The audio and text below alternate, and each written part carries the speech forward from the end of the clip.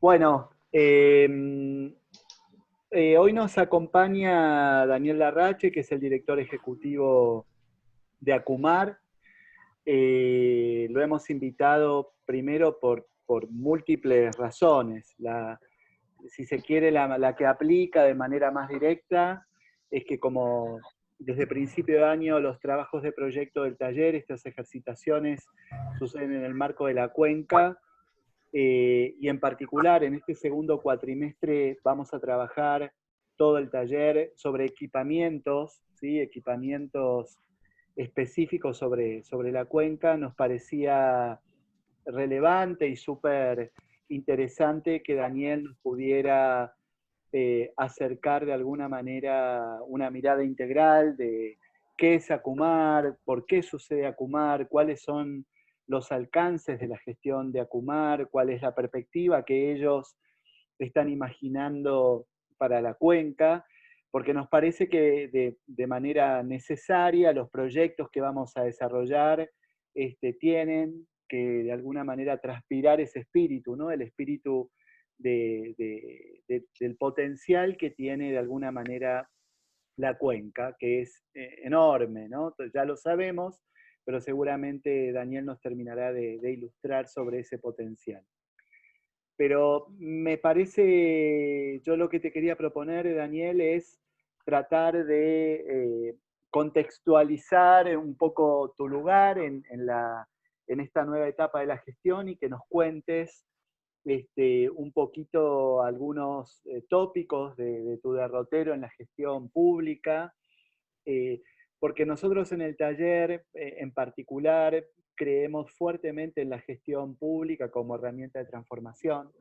Nosotros siempre priorizamos en plantear ejercicios que sean reales, que estén contextualizados en una hipótesis de posibilidad bastante real, bastante concreta, y por sobre todo priorizamos la relación con el Estado, los organismos del Estado, para construir conocimiento. Nosotros entendemos que la universidad y el taller en particular es una instancia de construcción de conocimiento que tiene que generar ese puente, ¿no? Virtuoso entre el Estado y la universidad para enriquecer el menú de oportunidades, el menú del conocimiento.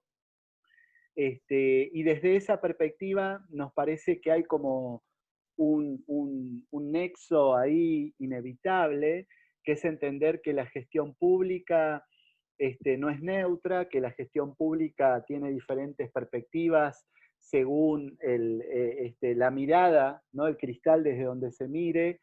Y en lo personal, me importa mucho que nos cuentes un poquito de tu historia, de dónde venís, digamos, cuáles fueron tus inicios y por qué, de alguna manera, hoy te vemos en un lugar protagónico de la gestión pública en relación a la cuenca, ¿no? Digamos, nos parece muy, muy interesante y muy enriquecedor para los alumnos, los docentes, para todos, que nos cuentes un poquito de tu historia.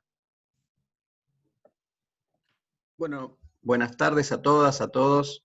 Eh, Gracias, Adrián, al resto del equipo del taller. La verdad que siempre es un gusto poder tener un espacio en el cual podamos intercambiar ideas, pensares, pareceres, miradas, donde se pueda debatir, donde se pueda construir eh, un ideario común.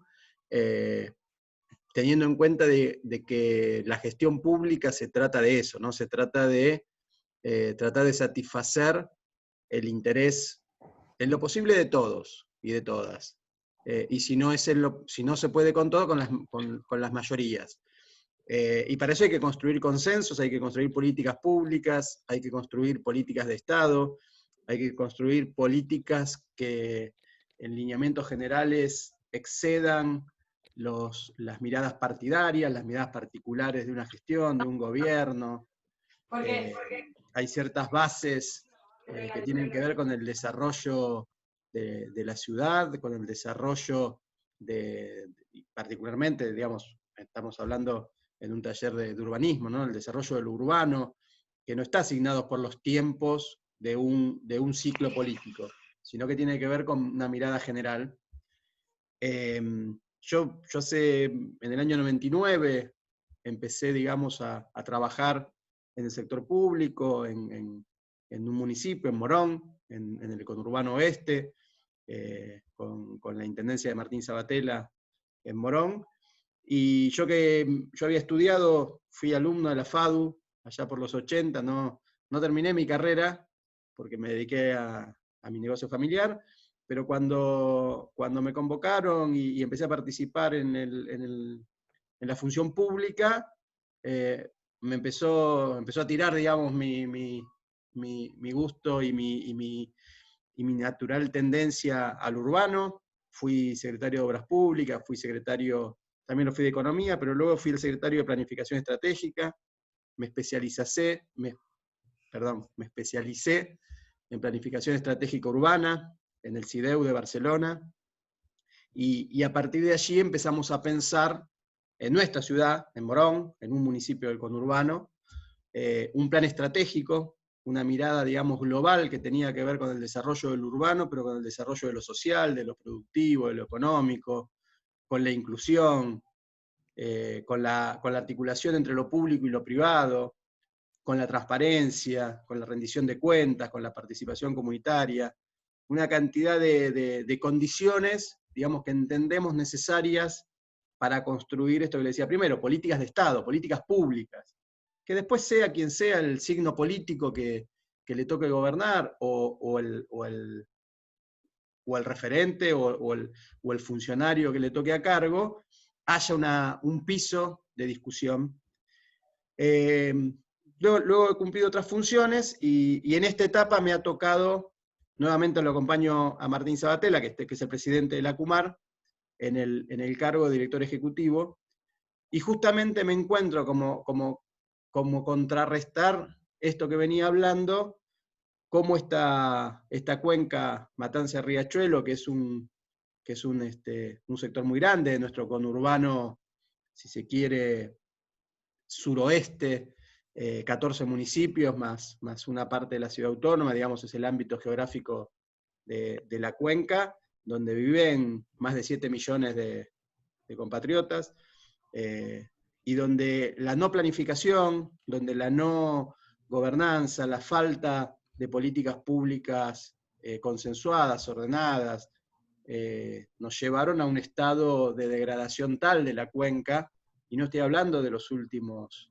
10 años, ni 20, ni 70, estamos hablando del principio de la construcción de la ciudad de Buenos Aires, ¿no? Donde el riachuelo era donde el lugar ideal para tirar los desechos de esa gran ciudad que se construía de espaldas al río. No sé, Adrián, si voy muy rápido, dale, no, dale, me engancho dale. y empiezo a hablar. Vos No, decime, dale.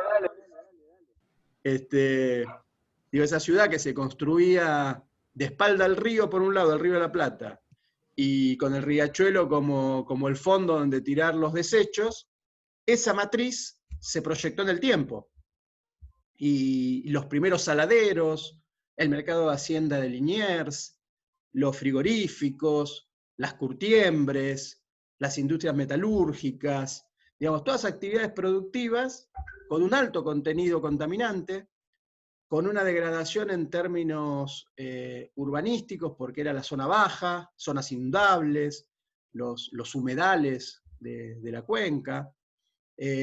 Con el correr de los años y la falta, digamos, de políticas públicas articuladas y de miradas, fueron llevando a una enorme degradación de toda la cuenca. Tenemos, digamos, las imágenes de los años 80, de los años 90, de lo que era el riachuelo, el camino, uno por Puente de la Noria, eran basurales, quemas, una zona totalmente degradada de nuestro conurbano, pero que a su vez iba creciendo enormemente en población. Digamos, la población que no tenía acceso a la vivienda, que no tenía acceso al hábitat en las zonas más ricas, en las zonas más pudientes del conurbano, se fueron desarrollando, instalando en esta región. Por lo tanto, digamos, fuimos conviviendo y coexistiendo en esa situación. En algún momento en la zona del Dock Sud se fue desarrollando el polo petroquímico, que también, digamos, en alguna instancia fue una apuesta a desarrollar la actividad petroquímica en un lugar que se fue de a poco rodeando de viviendas, rodeando de ciudad con escasa o nula infraestructura, y así llegamos a un momento en el cual la calidad de vida, la calidad urbana, la calidad ambiental, la calidad de vida de esa población, la verdad que se veía muy degradada, y las actividades productivas que se desarrollaban, digamos, a la vera del río, realmente en la cuenca baja, en la cuenca media y baja, tenían todas estas problemáticas. En la cuenca media, una zona inundable, una zona muy degradada, muy baja, y con una población en una situación muy comprometida ante cada lluvia que se produce.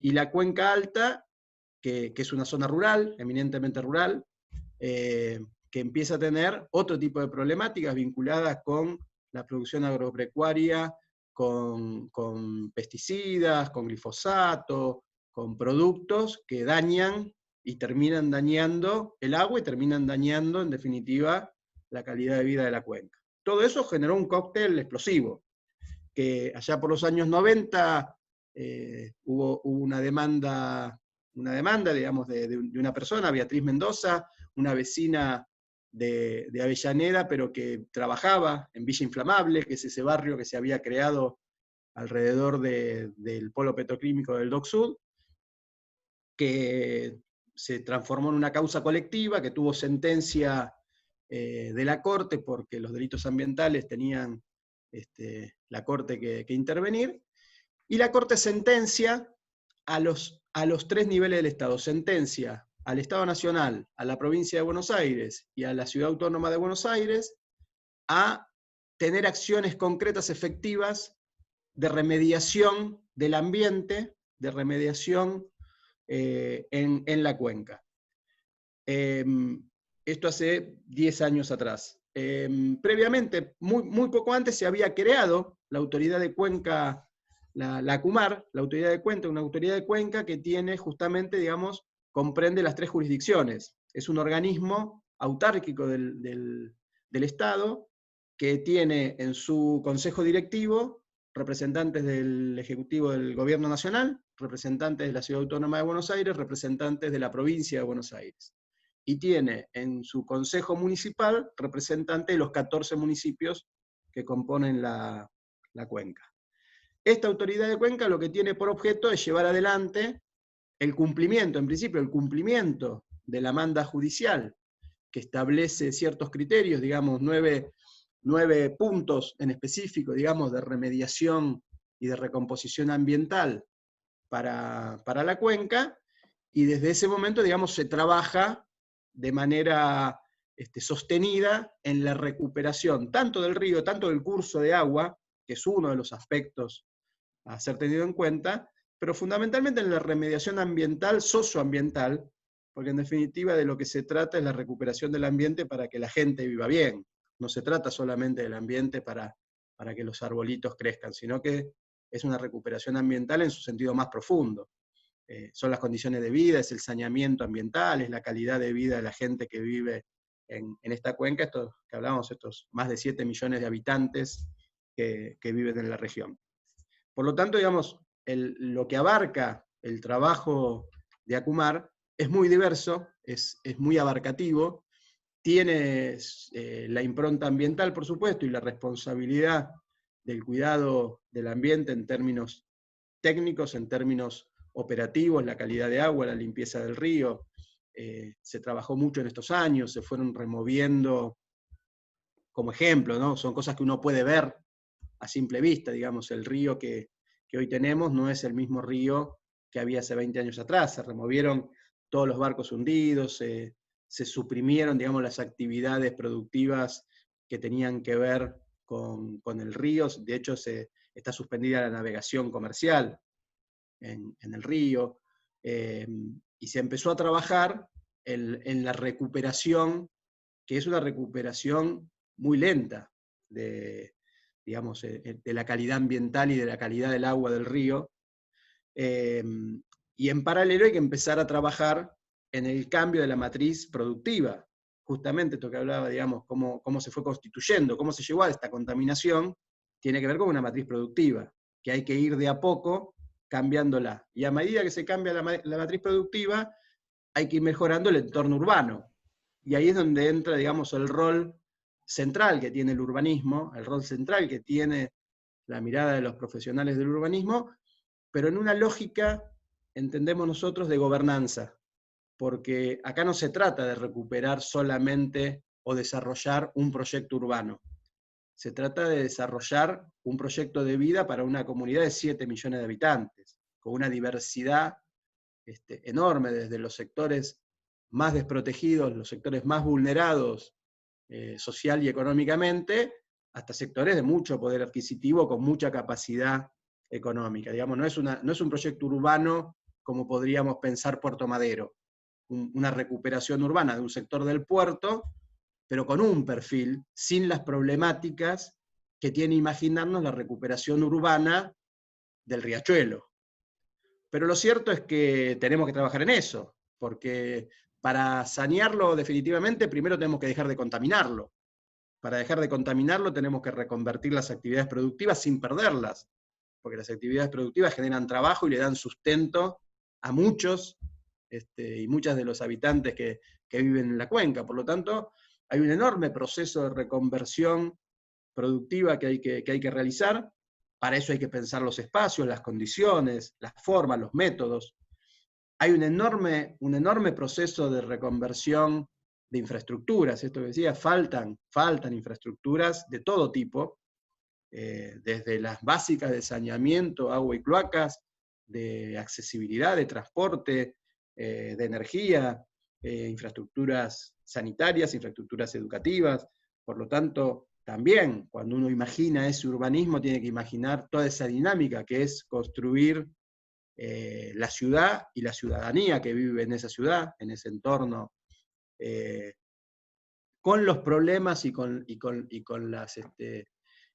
las recurrentes crisis y problemáticas económicas que no hace falta, digamos, que nos contemos y que discutamos hoy, pero que nos va pasando a los argentinos y a las argentinas en el transcurso de la historia, y sin embargo tenemos la obligación de recuperar la cuenca y ponerla. Entonces, la tarea, por eso decía, tiene que partir de establecer políticas públicas, políticas de Estado, que no son las de un gobierno, que no son las de un momento, tienen que ser mucho más estables y permanentes, tienen que tener proyección de mediano y largo plazo, tienen que tener, y para eso tienen que tener concertación, tienen que nacer de manera concertada. Digamos, no podemos empezar políticas que cuando hay un gobierno arrancamos y cuando viene el otro las derriba, porque de esa manera no vamos a lograr las enormes transformaciones que hay que hacer en la cuenca. Hay que construir barrios y ciudades enteras para recuperar la condición de vida de la cuenca.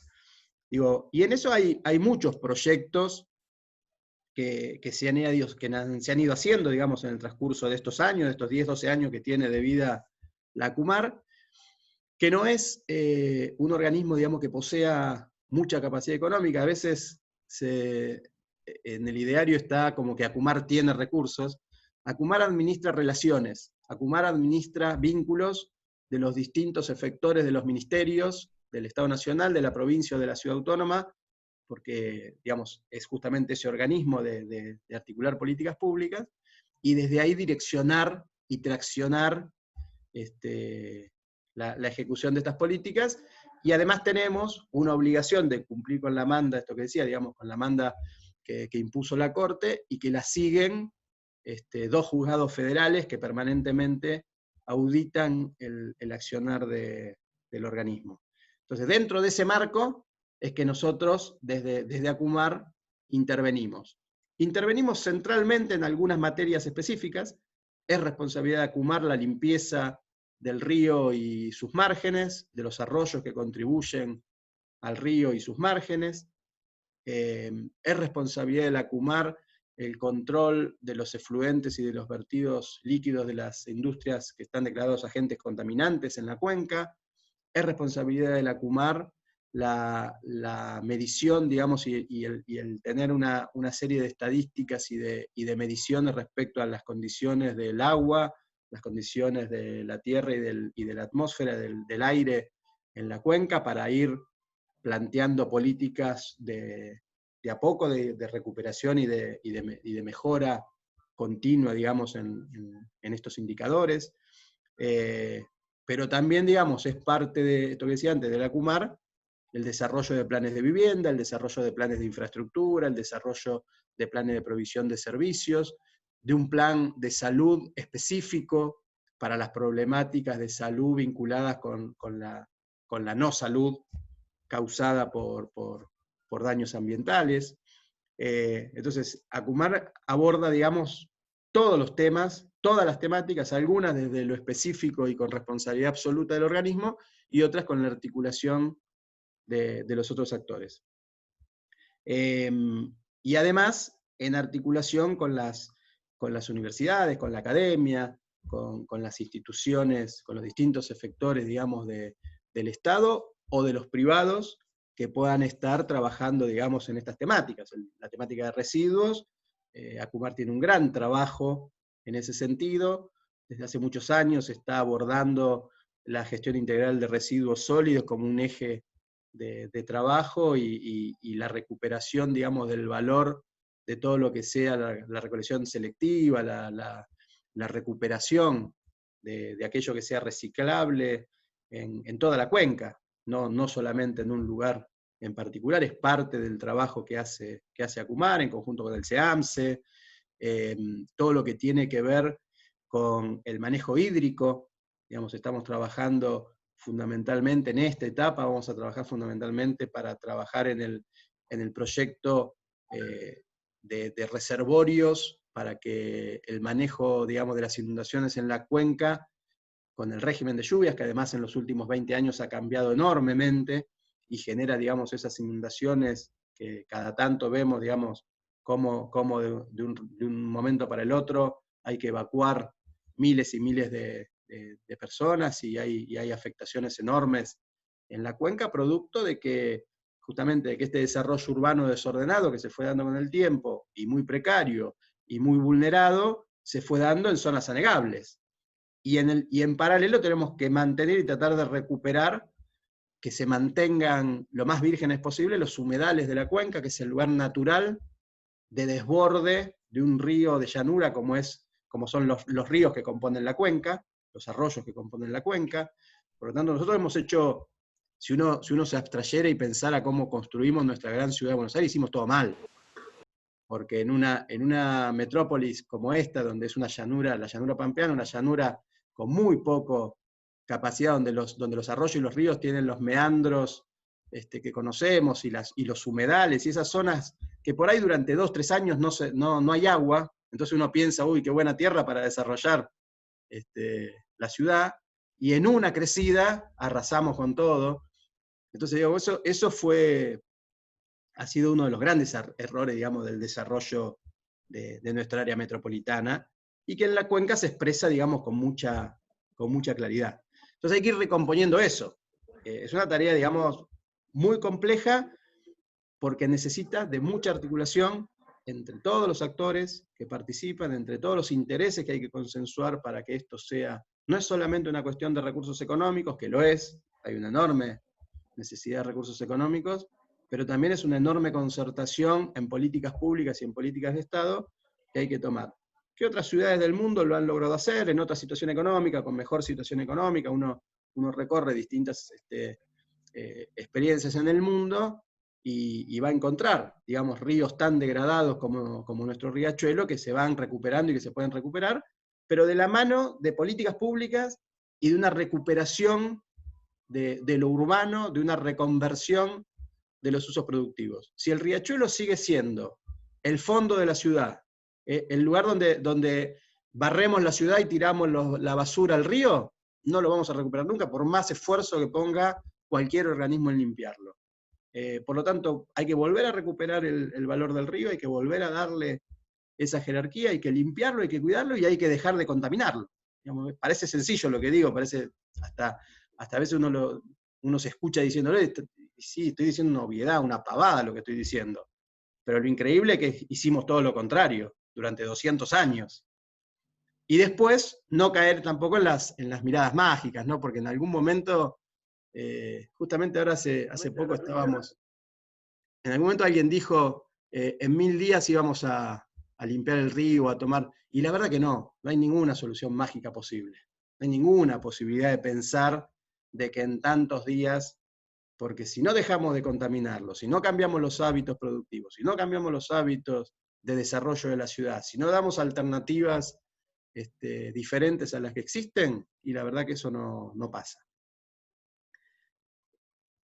No sé si lo toman como algo optimista o como algo pesimista lo que digo, pero digo, me parece que es el punto medio. Me parece que no tenemos que ser pesimistas, tampoco tenemos que dejar de ser realistas, y cuando vamos a intervenir, y Adrián me contaba un poco, digamos, cuál es la propuesta del taller, ¿no? de plantearles intervenciones, uno tiene que tener estas consideraciones en la cabeza, porque si no, podemos plantear intervenciones que están fuera de lugar, fuera de escala, fuera de contexto, que no tienen que ver con la realidad de lo que pasa en ese entorno.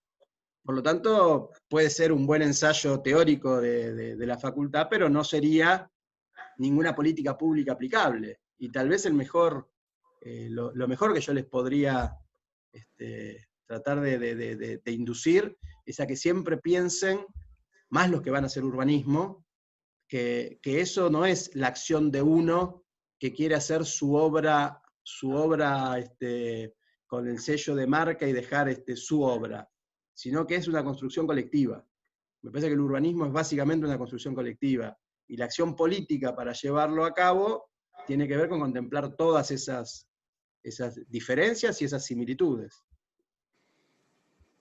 Súper claro, Dani. Acá estamos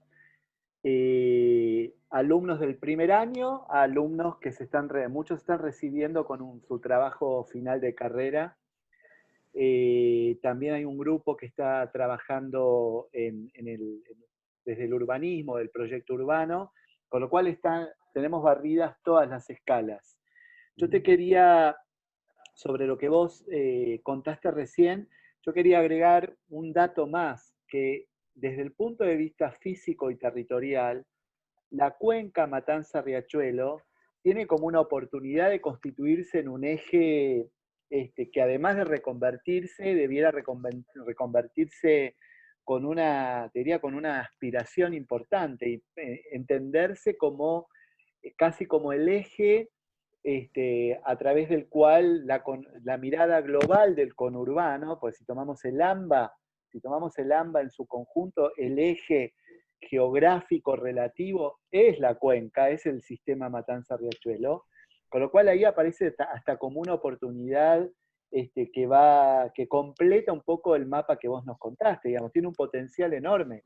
Si vemos las grandes ciudades europeas que se estructuran en torno a sus cursos de agua, si vemos la oportunidad que tenemos en términos de operación de paisaje, la verdad que el proyecto integral muy a futuro tiene que ser bien ambicioso, ¿no? Esto de reconvertir usos, complementar usos y agregar nuevos usos para construir un nuevo escenario de la cuenca. Y hay una pregunta concreta: ¿cómo se organiza espacialmente la cuenca baja, la cuenca media y la cuenca alta? ¿Qué nos podés contar de eso?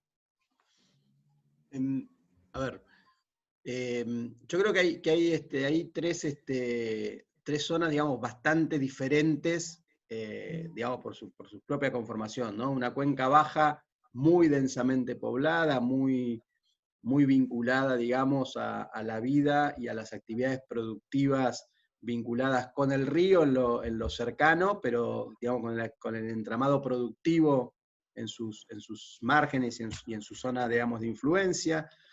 Una cuenca media muy constituida, digamos, en esto que decíamos, ¿no? Un desarrollo, un crecimiento de una ciudad eh, imparable, pero muy vulnerada, muy vulnerable, digamos, toda la matanza, todo el desarrollo, digamos, de las barriadas populares, sobre todo de La Matanza, de Esteban Echeverría, de Seiza, digamos, de zonas digamos, muy pobres, muy marginales, lamentablemente, porque esa es la realidad que hemos tenido, y a las cuales, digamos, el Estado siempre llega tarde, digamos, no alcanza, nunca alcanza las infraestructuras para dar cuenta del crecimiento exponencial de esas poblaciones, y una cuenca alta vinculada, digamos, con el espacio geográfico más campesino, más rural, pero que también, digamos, ese uso rural empezó a tener una fuerte impronta, digamos, contaminante, por el propio tipo, digamos, de desarrollos y de actividades productivas que allí se realizan, que tienen productos contaminantes que terminan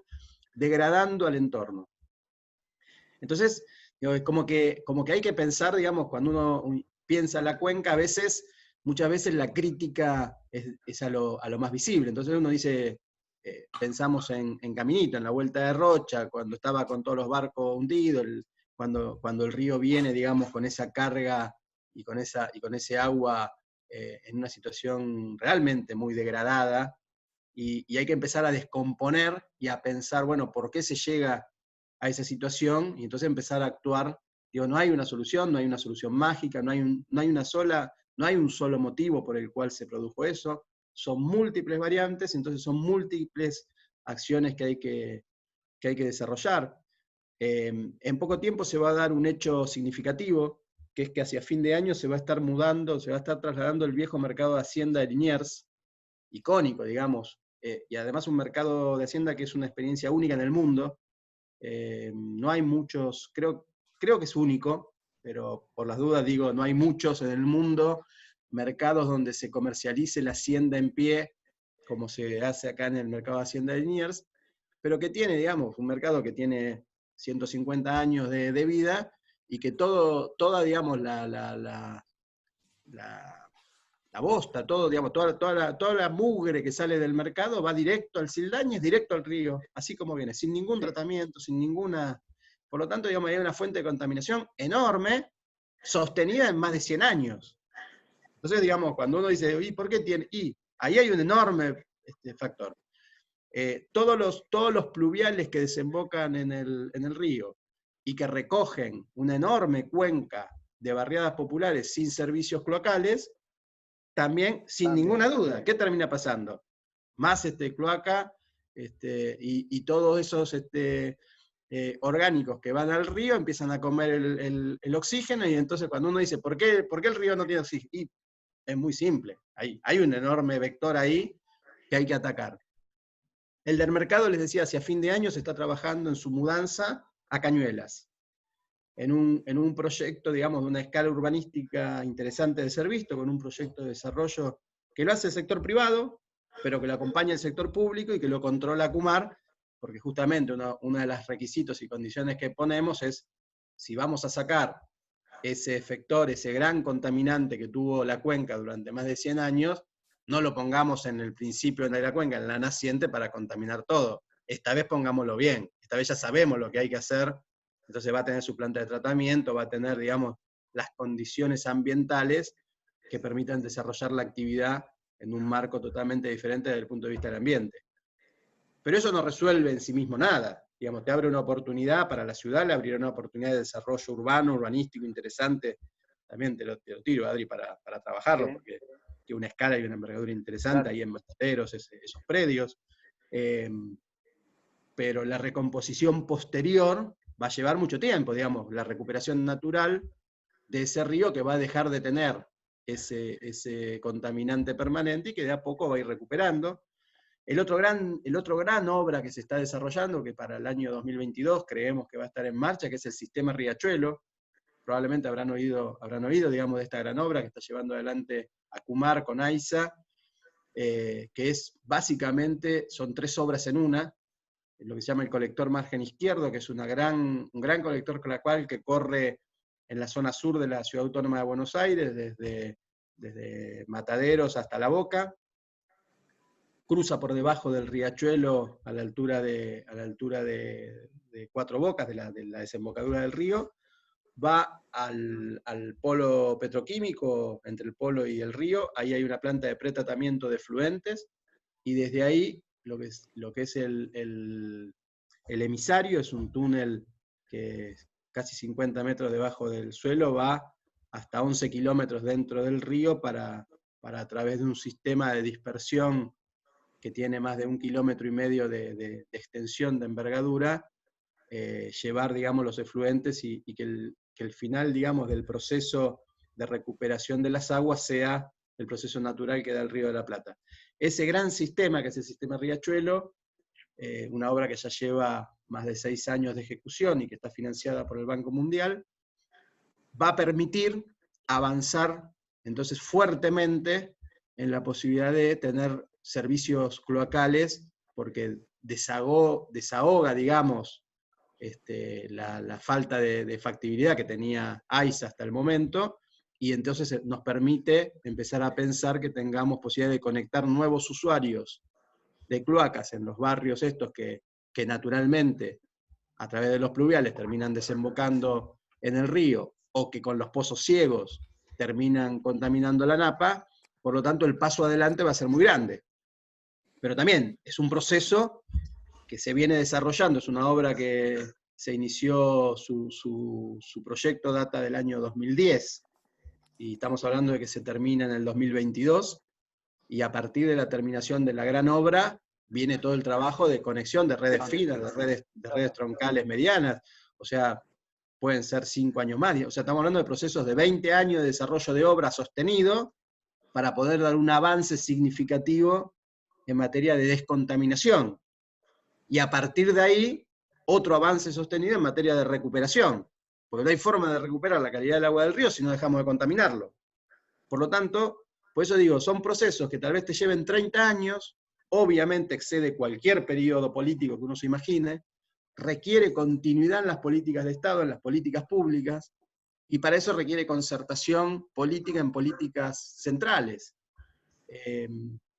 Estamos trabajando también, otra de las industrias que se había identificado hace 10 años atrás como gran contaminante de la cuenca son las industrias vinculadas a las curtiembres, que utilizan cromo, que utilizan metales pesados, que tienen, digamos, un gran factor contaminante, pero que son una actividad productiva muy, muy enlazada con la zona sur del conurbano, con Lanús, con Avellaneda, con Fiorito, digamos, todas esas barriadas tienen mucha presencia de esta actividad, y Acumar está construyendo, está en obra también, como parte del sistema Riachuelo, un parque industrial para la industria curtidora, específicamente para la industria curtidora, con una planta de tratamiento construida específicamente para el tratamiento de materiales, de materiales pesados, de contaminantes de esas características.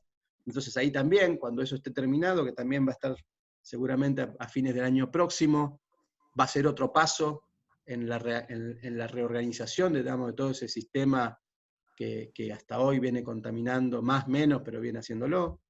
Estamos pensando en otra actividad parecida con la industria frigorífica, que es otro de los grandes contaminantes de la cuenca. Entonces, con esas acciones, más la limpieza que se viene haciendo, que es algo que es, la limpieza es algo más visible, uno hoy recorre el río y lo ve más limpio, ya no están, quedan solamente 3 barcos, de los más de 60 barcos hundidos y cascos abandonados que había en el Riachuelo, y solamente quedan 3.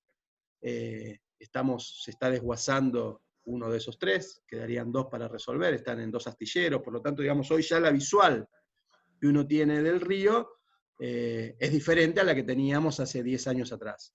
Las márgenes se mantienen relativamente con menos arrojo de basura, porque hay un sistema de recolección diario, permanente, asociado con el trabajo social de las cooperativas de trabajo que limpian las márgenes.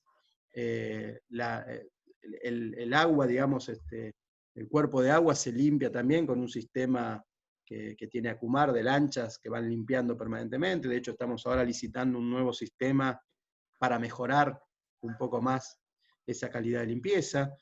Pero lo otro, que es lo verdaderamente contaminante y profundo, son obras que tal vez no se ven, son obras, digamos, que no tienen, digamos, esa visualización de parte de la ciudadanía, pero que son centrales para poder plantearnos la reconversión urbana que tiene que venir después. Bien.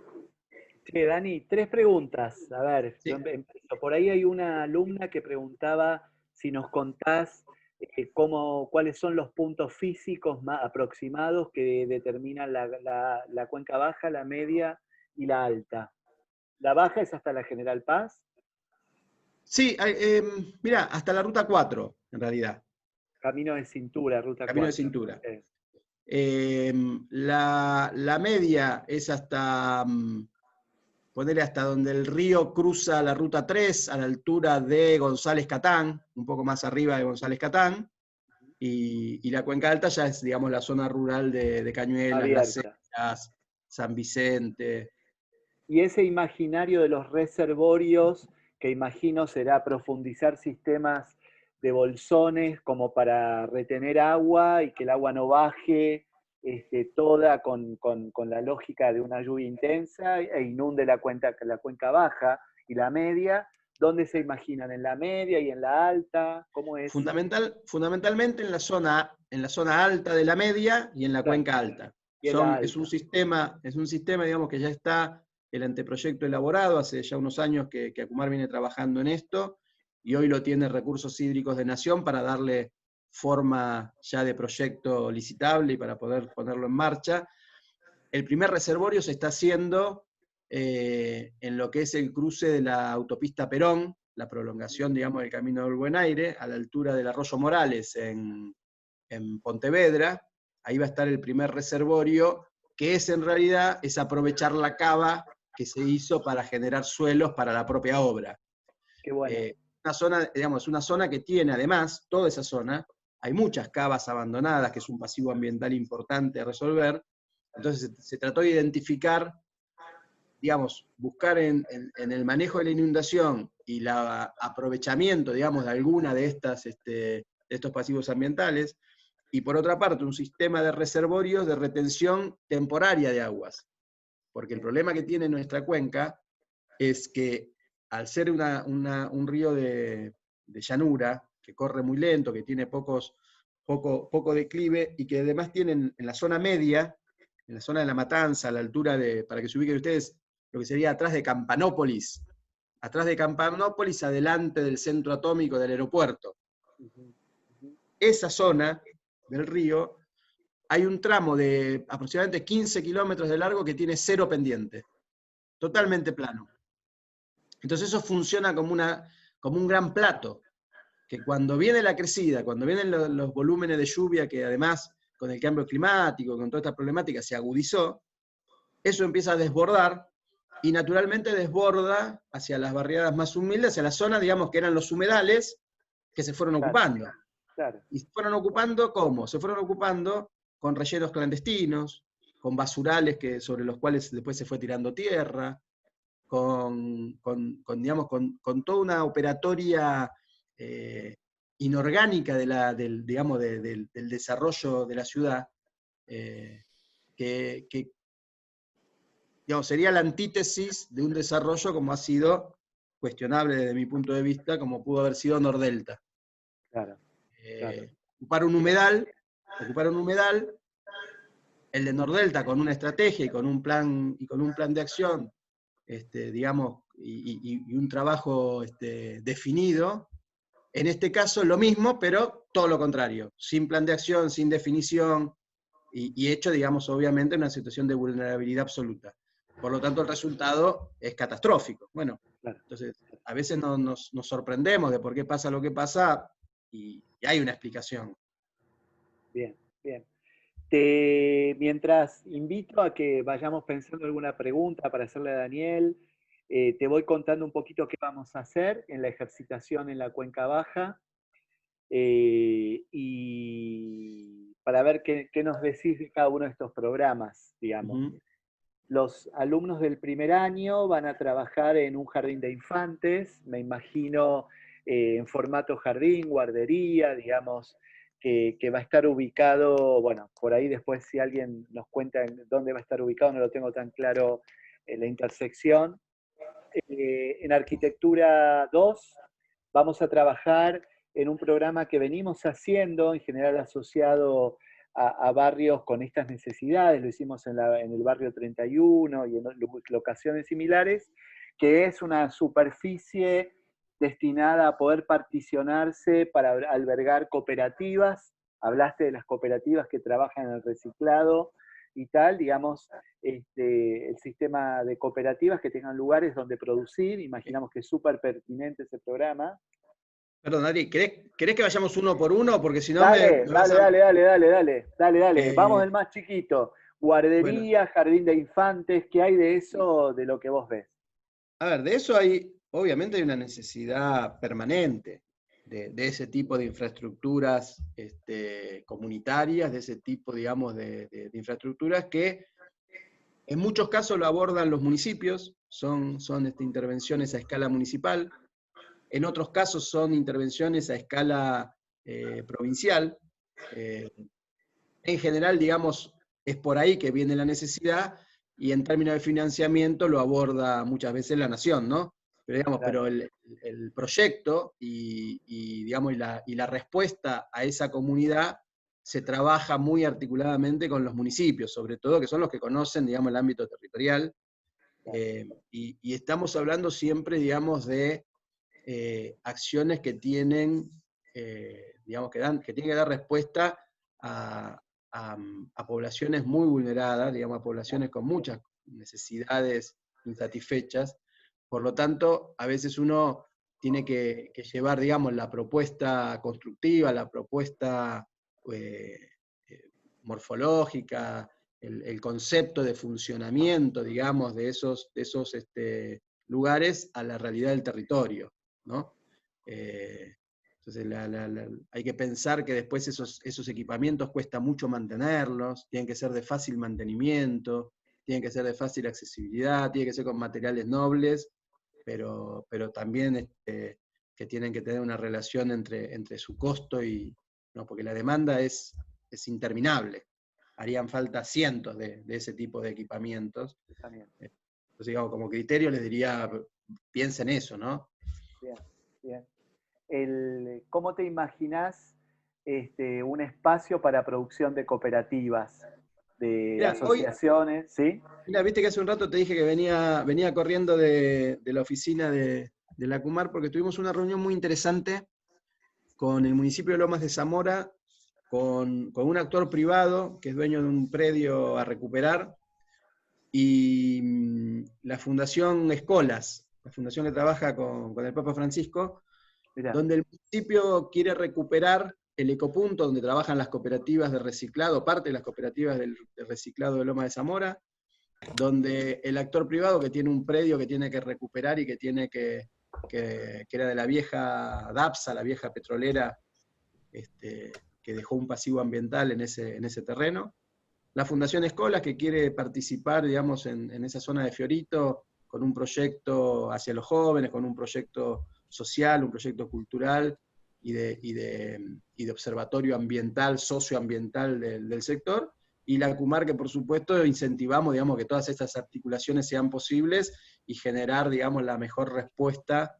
Y nuestro granito de arena fue ahí decir, bueno, y podríamos pensar que si recuperamos ese espacio, que para que lo ubiquen está frente del autódromo, está la planta de AISA, muy cerquita de Puente La Noria, está la planta de AISA, al lado de la planta de ANSIA está el ecopunto de Lomas, y al lado había un predio abandonado, que es lo que se está recuperando. Nosotros decimos ahí, capaz que podemos poner un pedacito, el Jardín Botánico de Especies Nativas de Acumar, para mostrar, digamos, cómo en una acción concertada entre lo público y lo privado podemos, de un terreno muy degradado, muy percudido con hidrocarburos, porque era una vieja petrolera la que estaba allí, podemos recuperar esa tierra y en esa tierra recuperada podemos generar un jardín botánico, por ejemplo, y eso es un proyecto que es una primicia que tienen, que les estoy contando, que lo tenemos hoy en trabajo, y ahí, a lo que decían ustedes, digamos, el trabajo con las cooperativas, un trabajo social, un centro, digamos, de desarrollo de actividades deportivas, culturales con la juventud y con el entorno de ese barrio, la verdad que sería es una propuesta súper interesante. Y cómo se recupera los galpones, los viejos galpones abandonados de la petrolera. Para Arquitectura 3, que es la mitad de la carrera, estamos pensando en el formato brasilero. ¿Alguien me hace acordar cómo se llama? El Centro para la Juventud. Diego, ¿estás por ahí? ¿Cómo se llama el programa? Que es un centro, lo estamos imaginando. En este caso, identificamos un terreno cerca de Isla Maciel, ¿no? Más abajo. ¿Cómo se llama? Multipropósito para la juventud. Multipropósito, un centro multipropósito para la juventud, que es cultural, que es deportivo, digamos, que tiene múltiples facetas. Bueno, iría en línea con esto que contabas, ¿no? Sí, a ver, sin duda, digamos, también en esa zona, en lo que es Isla Maciel, una zona, digamos, que en su historia, digamos, era el viejo gran prostíbulo del puerto, era el viejo gran lugar, Claro. digamos, marginal, totalmente marginal de la ciudad, digamos, la zona de la Boca era marginal, esto era la marginalidad de la marginalidad. Absoluto, sí, claro. Que durante 60 años quedó separada de la ciudad porque dejó de funcionar el transbordador. El transbordador lo pusimos en funcionamiento hace pocos días. Mañana va a haber una inauguración formal y una puesta, digamos, ya en uso permanente, digamos. Es un transbordador que lo administra Vialidad Nacional. Lo pusimos en valor, lo recuperamos y empieza a tener una funcionalidad de vincular, de trasladar a la gente de un lado al otro del río. Entonces, digamos, aprovechar eso para darle un uso turístico, que el turismo no sea solo caminito y la vuelta de Rocha, sino que el turismo pueda hacer Pase una al otro recorrida lado. un poco más allá. En ese Bien. entorno, poder tener un proyecto de estas características, de recuperación urbana, de darle a la juventud de ese territorio esas posibilidades, me parece que es interesantísimo para hacerlo.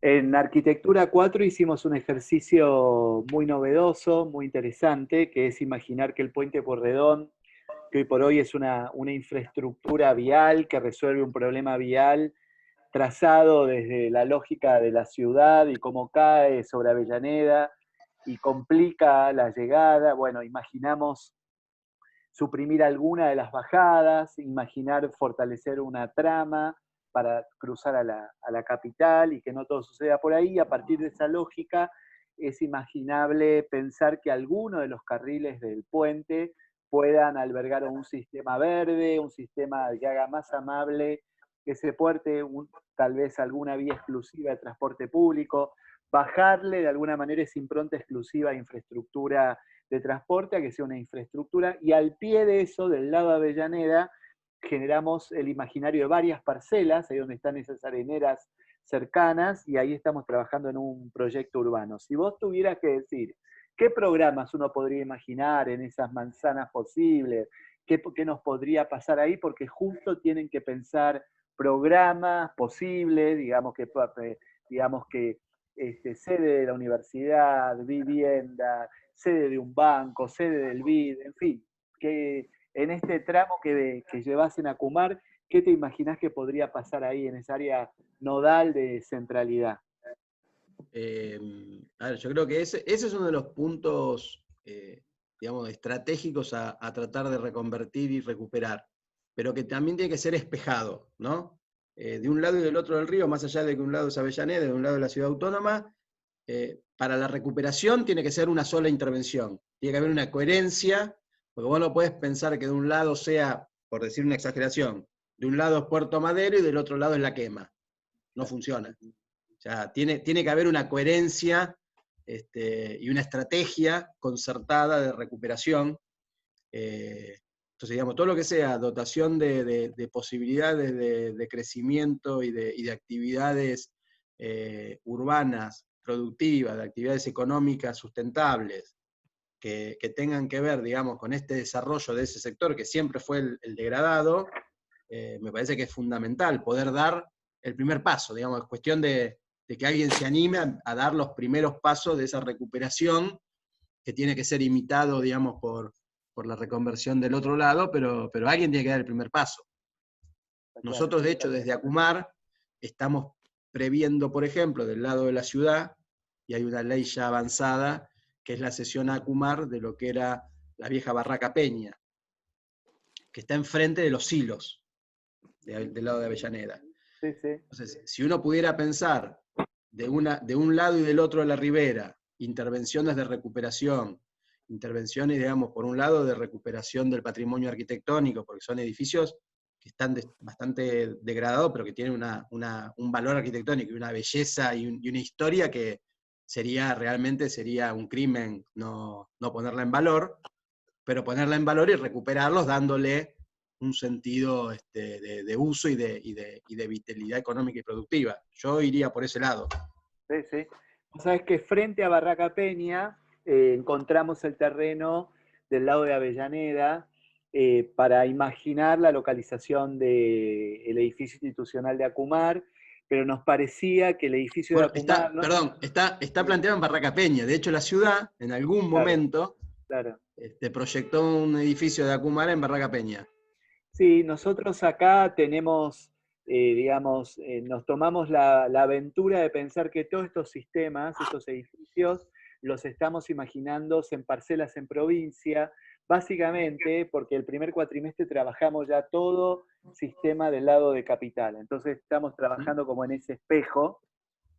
Y en el edificio de Acumar pensamos en enriquecerlo con algún uso interpretativo, que puedan ir escuelas, digamos, con lo cual lo acompañamos no solo del edificio de oficinas, sino de un centro interpretativo, y estaría como enfrente a Acumar, ahí sobre el borde del riachuelo, con una hipótesis de trabajo del camino costanero hacia el tejido, y algunos, si quieren animarse a generar una situación doble, o si quieren, porque ahí se produce un ensanche potencial donde están las bombas importantes, pueden posarlo excepcionalmente del camino al riachuelo, digamos, imaginando como un recorrido, salvando las distancias, como pasa con el Museo Guggenheim, que está de la avenida hasta la costa, ¿no? Digo, salvando las distancias, el gran ejemplo que yo pondría en el mundo de recuperación de un río tan degradado como el riachuelo es la ría de Bilbao. Y el trabajo de articulación que hizo el Ayuntamiento de Bilbao, con todos los actores de todos los niveles del Estado, que también es bastante, porque uno a veces piensa que nosotros tenemos la peor situación, y las situaciones en otros lugares del mundo, las complejidades que tienen son las mismas que nosotros. Tienen otra realidad económica, tal vez han tenido la suerte, digamos, de entrar en la Unión Europea y tener un verano económico sustentable durante muchos años.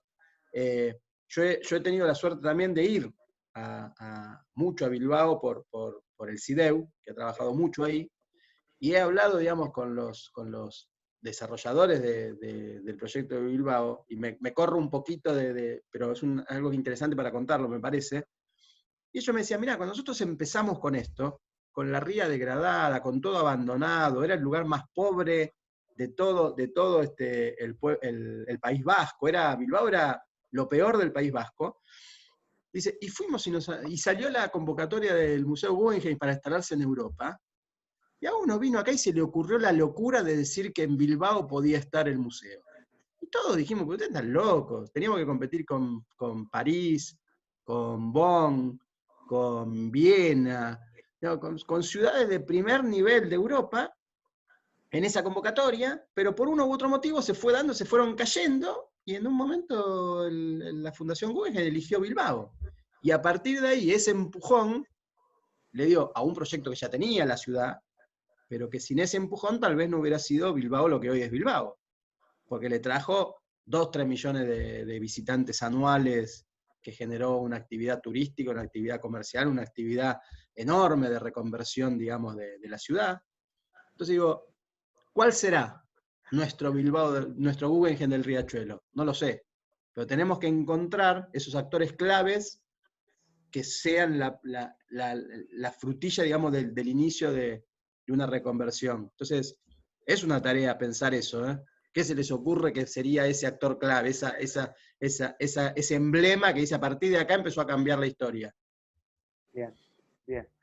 Bueno, ya llevamos una hora, abro a las preguntas. Si te parece, Dani, se sumó Luis, ahí está Luis Bruno.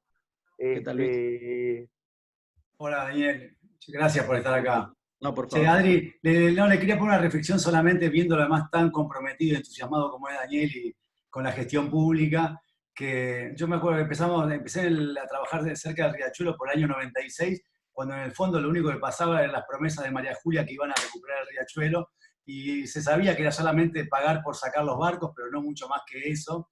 La única operación que había producido la democracia consistente, en todo caso, fue parte del polder, viste, del lado de la boca, que había seguido de un gobierno a otro, pero era muy parcial, y uno daba clase como en el imaginario de un lugar que vos llevabas a los estudiantes y a veces como docente te daban un besito en la frente porque decías, mira Luis, esto te parece que es un lugar para el desarrollo, pero la realidad indica que no. Y la verdad que después de todo el tema de la aparición de la corte ahí, la creación de Acumar, viéndote a vos y escuchándote con el compromiso que encontrás todo esto, ojalá digo a estos estudiantes que yo les llevo como, a ver, 35 años y que es un tiempo, pero ellos tienen un lapso largo por delante, que ver ese compromiso los estimule a pensar que ese lugar es un desafío como sociedad y que es un desafío posible.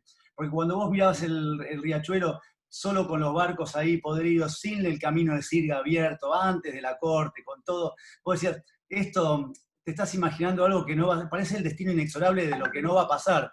Y yo creo que hoy no es todo lo que uno imagina, pero hoy es la punta es el principio del futuro. Y escuchándote, Daniel, me parece que ojalá para ellos sea como que el compromiso los motiva a entender que esto es el principio del futuro, que realmente eso puede ser distinto si como actores de la sociedad, y sobre todo actores públicos y de la universidad pública, todos ayudamos en la parte que podemos a que eso sea posible. Y te escucho y la verdad que está bueno que para ellos estudiantes vean al funcionario, lo puedan, porque uno, ¿para qué? ¿No? Adrián te comentaba un poco los ejercicios, pero ¿qué es lo bueno de ver este compromiso? Que ojalá los traccione como estudiantes, ciudadanos, colegas arquitectos, que esto es el principio de algo que vale la pena. Era lo que quería aportarte como reflexión, escuchándote. Gracias, gracias. No, Ojalá sirva como granito de arena para apostar a eso. Daniel fue muy, Luis, te lo digo a vos y que no escuches, fue muy humilde en su presentación. La realidad es que Daniel forma parte de un equipo que en la experiencia de Morón vino a transformar la política, digamos, vino a transformar y a hacer una gestión ejemplar, reconocida por todos los actores de la vida política nacional. Vinieron a dar por tierra un municipio que estaba tomado por la corrupción, por lo peor de las lógicas de la corrupción en ese municipio, a veces lamentablemente habituales en la lógica de la política, y la verdad que Daniel forma parte de un grupo y de una generación en particular, de un grupo de convencidos militantes de la política que ponen la ética y la transparencia por sobre todas las cosas, por sobre todas las cuestiones, detrás de una identidad, por supuesto, detrás de una lógica de la cual no reniegan, por el contrario, y la verdad que eso es muy valioso, con lo cual esta oportunidad que tiene Acumar no es cualquier oportunidad. También es interesante decir que hace unos años Daniel y Martín estuvieron al frente del AFCA, que es la autoridad de los medios de difusión, digamos, y fueron objeto, y siguen siendo objeto de una, llamémoslo, es feo poner persecución, bueno, pero sí de un condicionamiento de los grandes grupos hegemónicos de poder, precisamente porque vinieron a transformar la realidad. Daniel, Martín y su equipo, lo digo yo y lo digo por ellos, creen que la política es una herramienta de transformación de la realidad. Lo hicieron en Morón, lo hicieron en el AFCA y ahora ojalá que el tiempo y la coyuntura los acompañe para que se profundice todo lo que pueden hacer en Acumar, porque también hay que decirlo, que Acumar fue durante muchos periodos caja de la política y listo, y nada más. Muchos funcionarios de Acumar hicieron la plancha, como sucede en cualquier lugar del Estado. Poco hicieron para que sucedan las mejoras que si bien sucedieron, podrían ser muchas más. Con lo cual, vos no lo dijiste, Dani, pero quiero que todos entendamos que no estamos ante cualquier equipo, sino estamos delante de un equipo que para mí es modelo en la gestión pública de nuestro país y por eso además el honor de tenerte como invitado, no es menor. Bueno, gracias por todos esos elogios, pero digo, lo que yo quiero resaltar, digo, por eso más allá obviamente, digamos, de la posición política, y que somos actores políticos y tenemos un pensar y una definición, somos unos convencidos que las políticas públicas, las políticas de Estado, tienen que tener un nivel, digamos, de acuerdo y de concertación para que sean efectivas. Porque de lo que se trata es de que sean efectivas, de que sirvan para mejorar la condición de vida de uno, de dos, de 10, de 1000 o de millones. Y en definitiva de eso tiene que ser al final de la cuenta tiene que ser esa. Bueno, esta función, esta gestión que pasó, ¿qué dejó de positivo para el crecimiento, para el desarrollo de la calidad de vida de la gente, del país, de la provincia, del municipio, del lugar que le toque actuar? Y los actores sociales que tienen que ver, sobre todo con las temáticas generales, digo, porque aquellos de ustedes que tengan su expectativa en el trabajo, digamos, de la profesión liberal, en el sentido de hacer el edificio, la casa, el desarrollo, que está absolutamente necesario y no tiene nada digamos, de discutible, es muy diferente con aquel que tiene la impronta de pensar el urbanismo, lo común, lo comunitario, las condiciones, el planeamiento urbano, las decisiones políticas que hacen que en un lugar se pueda construir un volumen u otro, un factor de ocupación y una densidad u otra, la discusión si la ciudad tiene que ser compacta o no, cuál es la densidad que tiene que tener una ciudad, ¿qué es mejor? ¿Qué es mejor, una ciudad expandida o una ciudad compacta? Una discusión eterna de la arquitectura y del urbanismo. Y a mí que me toca actuar, y me ha tocado actuar en distintos lugares, a veces digo, mirá, la ciudad compacta puede no gustarla mucho, pero es mucho más eficiente, porque las infraestructuras que uno tiene que hacer pueden tener un viso, digamos, de cumplimiento y de ejecución. Y cuando hablas de una ciudad extendida como es nuestra área metropolitana, que tenemos que llegar con redes de infraestructura desde Luján hasta Cañuelas, hasta La Plata y hasta Escobar. ¿Cómo se hace para cubrir eso de infraestructuras? ¿Qué estado, qué capacidad económica tenés que tener para cubrir de infraestructuras eficientes ese territorio? Y eso es una discusión de la política. Es así. Abrimos los micrófonos para los que tengan ganas de hacer alguna pregunta. Encantadísimo. Sí, yo, Adri. Dale, Pablo. Pablo Suárez, se conocen, ¿no, Daniel?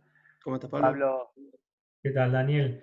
Mira, vos arrancaste la charla diciendo algunas cosas que son claves, como un piso de políticas públicas, como gobernanza.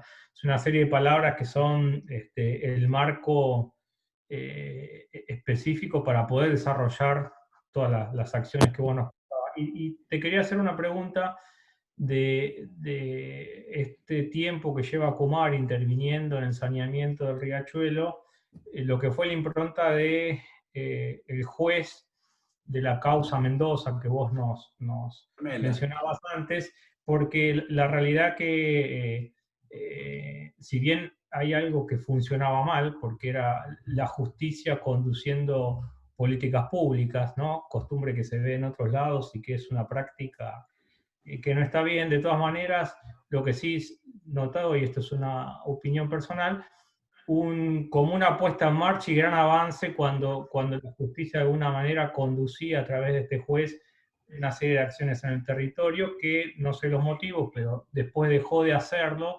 dejó algo de inercia y por un momento parecieron que las acciones de saneamiento se paraban. O sea, cuando le quedó el rol a la política, empezar a empujarlas por sí solas, parecieron frenar. Y bueno, quería saber si tu opinión nada. Y lo otro, si me permitís, meto otra pregunta más, tenía que ver con esto del pesimismo y optimismo que vos contabas, ¿no? Y con los alumnos cuando empezamos con este ejercicio que nos preguntaban, bueno, Bárbara creo que era una de las alumnas que hace una semana nos preguntaba, bueno, ¿cómo consideramos el Riachuelo para el proyecto? Así como está, lo vemos mejor, y le teníamos que decir que nos creyera que hace 15 años estaba todavía peor. O sea, que imaginen que hace 15 años estaba peor, entonces me sumo a lo que decía Adrián como punto de partida y Luis, que en realidad es un punto de partida que ya arrancó. Creas o no, está mejor.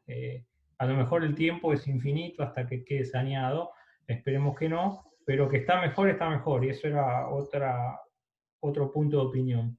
bueno, te dejo esas cuestiones.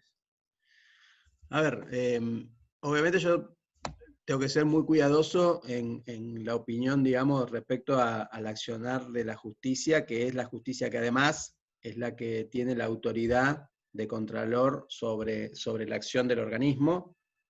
Uno puede pensar, digamos, si un juez u otro, digamos, porque no ha dejado de estar la justicia, lo que ha cambiado es de juzgado. Hoy a nosotros nos sigue el juzgado federal número 2 de Morón, y nunca ha dejado de estar la justicia sobre las acciones del organismo. Permanentemente tenemos que rendir cuentas, permanentemente el organismo tiene que rendir cuentas en el juzgado y en la corte. Por lo tanto, digamos, no es que ha habido un cambio de perfil de las acciones del juez. En una primera etapa también hay que tener en cuenta, digamos, que más allá del perfil propio del juez, en una primera etapa era más evidente muchas de las acciones que había que hacer. Es natural que pase eso en estas, porque cuando vos tenías que sacar los barcos, cuando vos decís se deja de navegar, pasa algo muy evidente. Antes pasaban barquitos, después no pasan más barcos.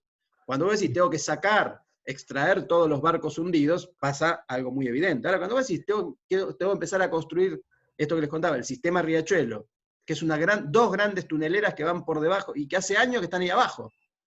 Y vos ni te enteraste que te pasó la tunelera por abajo, pero es una obra enorme de ingeniería de saneamiento, que era el paso posterior para ese sistema de saneamiento. Ahora, cuando vos puedas construir, recuperar la capacidad constructiva, digamos, de estos territorios, y tal vez, pensemos, se pueda construir en altura y se puedan construir emprendimientos inmobiliarios y estén las condiciones de infraestructuras para hacerlo, va a volver a ver una mirada de decir, uy, ahora vuelve a pasar. Y no es que dejó de pasar, es que pasan cosas visualmente diferentes. Eso por un lado. Más la impronta, por eso insisto, más la impronta, digamos, de la forma, digamos, de actuar de un juez o de otro, ¿no? Pero la justicia nunca dejó de estar detrás de Acumar. De hecho, hay que dar cumplimiento a la manda que impuso la Corte. Y perdón, me enganché. Lo otro, me dijiste lo último. No, tiene que ver con eso, con, digamos, el cierto cronograma o cierto visión de futuro. Vos describiste una serie de acciones y de obras bastante próximas del 2022 y demás, pero bueno, ¿qué horizonte imaginás desde hoy? Mirá, sí, ahora ahí te sigo. A ver, yo creo que la otra gran obra que estamos diseñando y poniendo, digamos, y juntando, digamos, las voluntades y las convicciones digamos, y los proyectos, tiene que ver con el manejo de las inundaciones de la cuenca. Digamos, porque por un lado fue la limpieza de todo lo que estaba, digamos, por fuera, una cosa muy visible. El segundo paso, las obras, estas enormes obras de saneamiento poco visibles. Ahora viene un tercer paso que es terminar, que son grandes obras de reservorios, de terraplenes, de sistemas, pero que en algún momento vamos a terminar con las inundaciones de la cuenca. Y a partir de ahí vendrá, entonces sí, la posibilidad de pensar una etapa de reconversión y de recuperación urbana con otra calidad ambiental. Entonces, no te sé poner en años, no te sé decir, digo, son obras que pueden durar. El sistema Riachuelo duró 10 años su ejecución y no se paró. Uno podría pensar que puede estar un poco más lento, un poco más rápido la obra, se podría haber ejecutado un poco más. Es discutible, pero digamos, son obras de esa envergadura. Entonces, no sería raro pensar que tal vez son 10 años más para terminar con las inundaciones del sistema. Pero si son 10 años y empezamos, son 10 años. El problema es si son 10 años y nunca empezamos. Si nunca empezamos, son 10, 20, 100, 200. Algún día hay que empezar con ese gran subsistema que es el manejo de la inundación. Pongámosle 10 años, bueno, tengamos paciencia. Y si son 8, mejor, y si son 12, metámosle ganas. Pero tenés un viso de culminación. Adri. Dale. Bueno, Carlos Cotet, Daniel, Carlos está a cargo, es adjunto del taller y es el encargado de coordinar el equipo que va a trabajar sobre el edificio Acumar. Háganlo lindo. Estamos prestados en YPF, así que capaz que... Nada, bueno, como todos, agradecerte, la verdad que un lujo poder escucharte en estas primeras clases de estos cuatrimestres con tiempos atípicos. Arrancamos hablando un poquito de la política, de la historia, de la cuenca, lo que conocemos. Tomo esto que decía Adrián, tal vez para explicitarlo un poco más, que lo intentamos hablar en la primera clase de la gestión de Morón, de ética y de transparencia. Recordamos todos el tema de ley de medios, del AFCA, lo tenemos muy presente. Está bueno, a los alumnos siempre le hablamos. En nuestra carrera en arquitectura casi no tenemos materias o no tenemos directamente que nos enseñen algo de economía, que nos obliguen a tener lecturas históricas y políticas de las pujas de nuestro país. Seguramente esta cuenca que estamos hablando sería para páginas y páginas. Y la pregunta, Daniel, son dos chiquitas. Una, recordando lo que mencionaba Adrián del AFCA, o sea, ¿cuáles son los conflictos de interés, ¿no? Uno como alumno, como docente del taller, se puede decir, bueno, ¿quién se puede querer oponer a esto? Incluso en medio de la pandemia, a todos nos apareció mucho más gráfico esta idea del AMBA, ¿no? De que ese no es un borde, que es un territorio que tiene una inteligencia que hay que construir y hacer continua.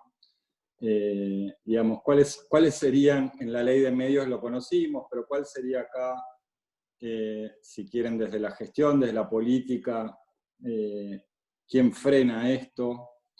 Esa es una pregunta. Después la otra, si querés, más de colegas de arquitectura en el marco de PA.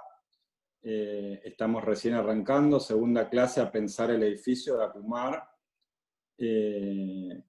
Y qué comentario nos podés sumar a eso. Empezamos a discutir temas del lenguaje, de cómo este edificio debería ser un foro. Se habló de esto de los 1000 días de María Julia. Cómo podemos, qué podría uno sumar hacia el ideario arquitectónico, de uso, etcétera, para este edificio. Bueno, a ver, a la primera idea, digo, como primer punto de partida, la enorme diferencia es que en este caso, digamos, no hay un actor tan hegemónico como en los medios sí lo hay.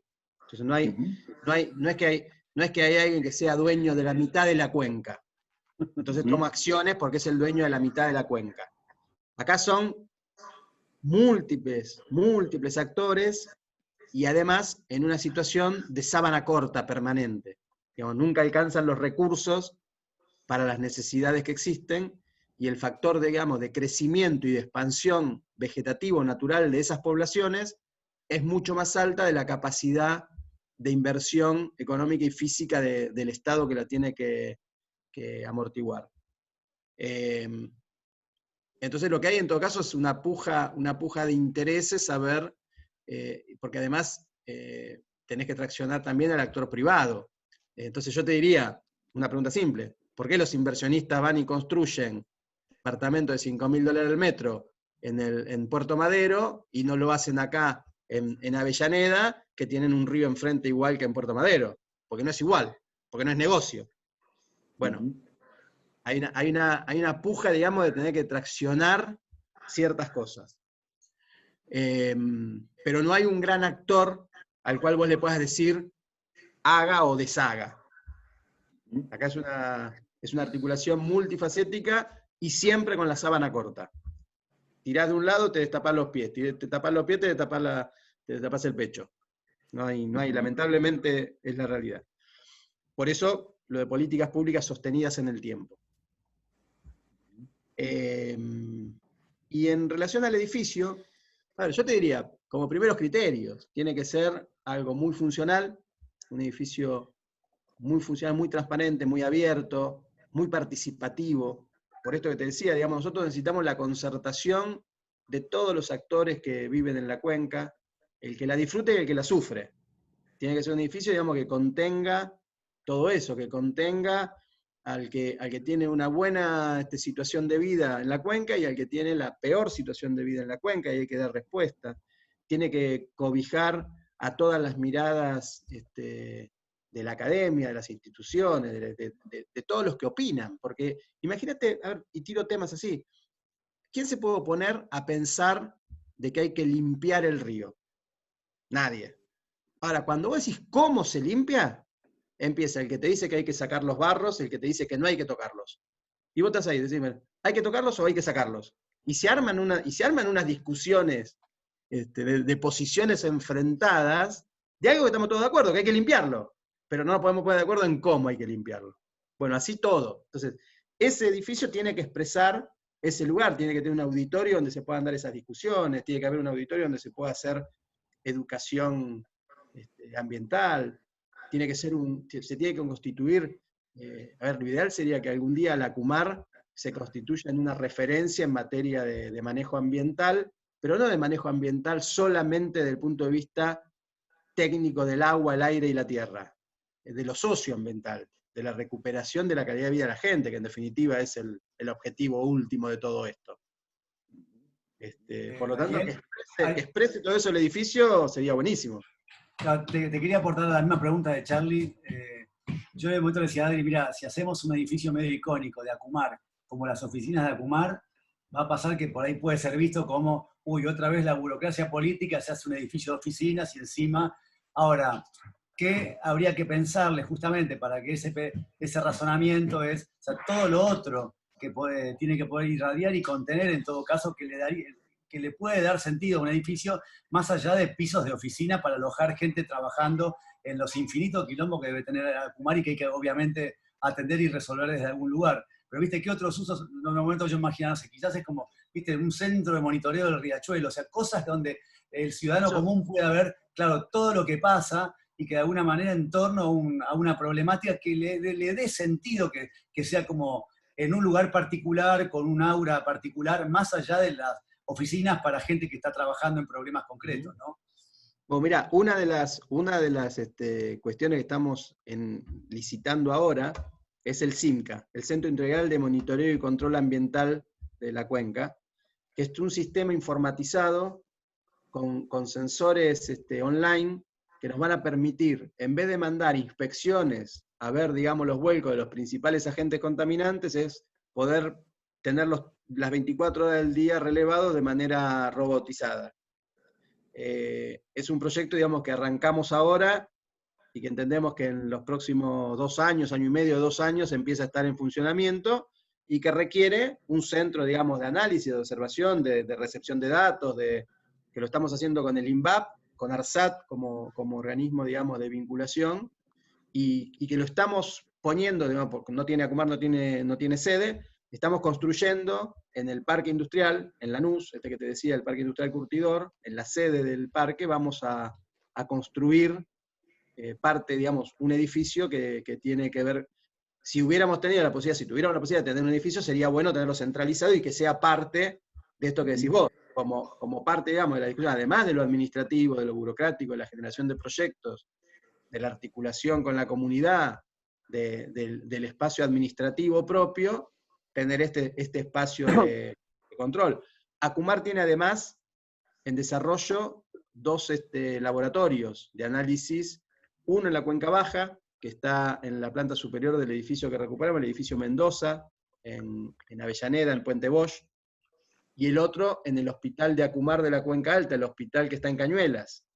Ese hospital se construyó y se acaba de inaugurar y se ha puesto en funcionamiento, donde hay otro laboratorio, un laboratorio especializado en temáticas ambientales y contaminaciones por hidrocarburos, sobre todo, y por metales pesados, en Cuenca Baja, y un laboratorio especializado en agroquímicos, y en lo que significa eso, en Cuenca Alta.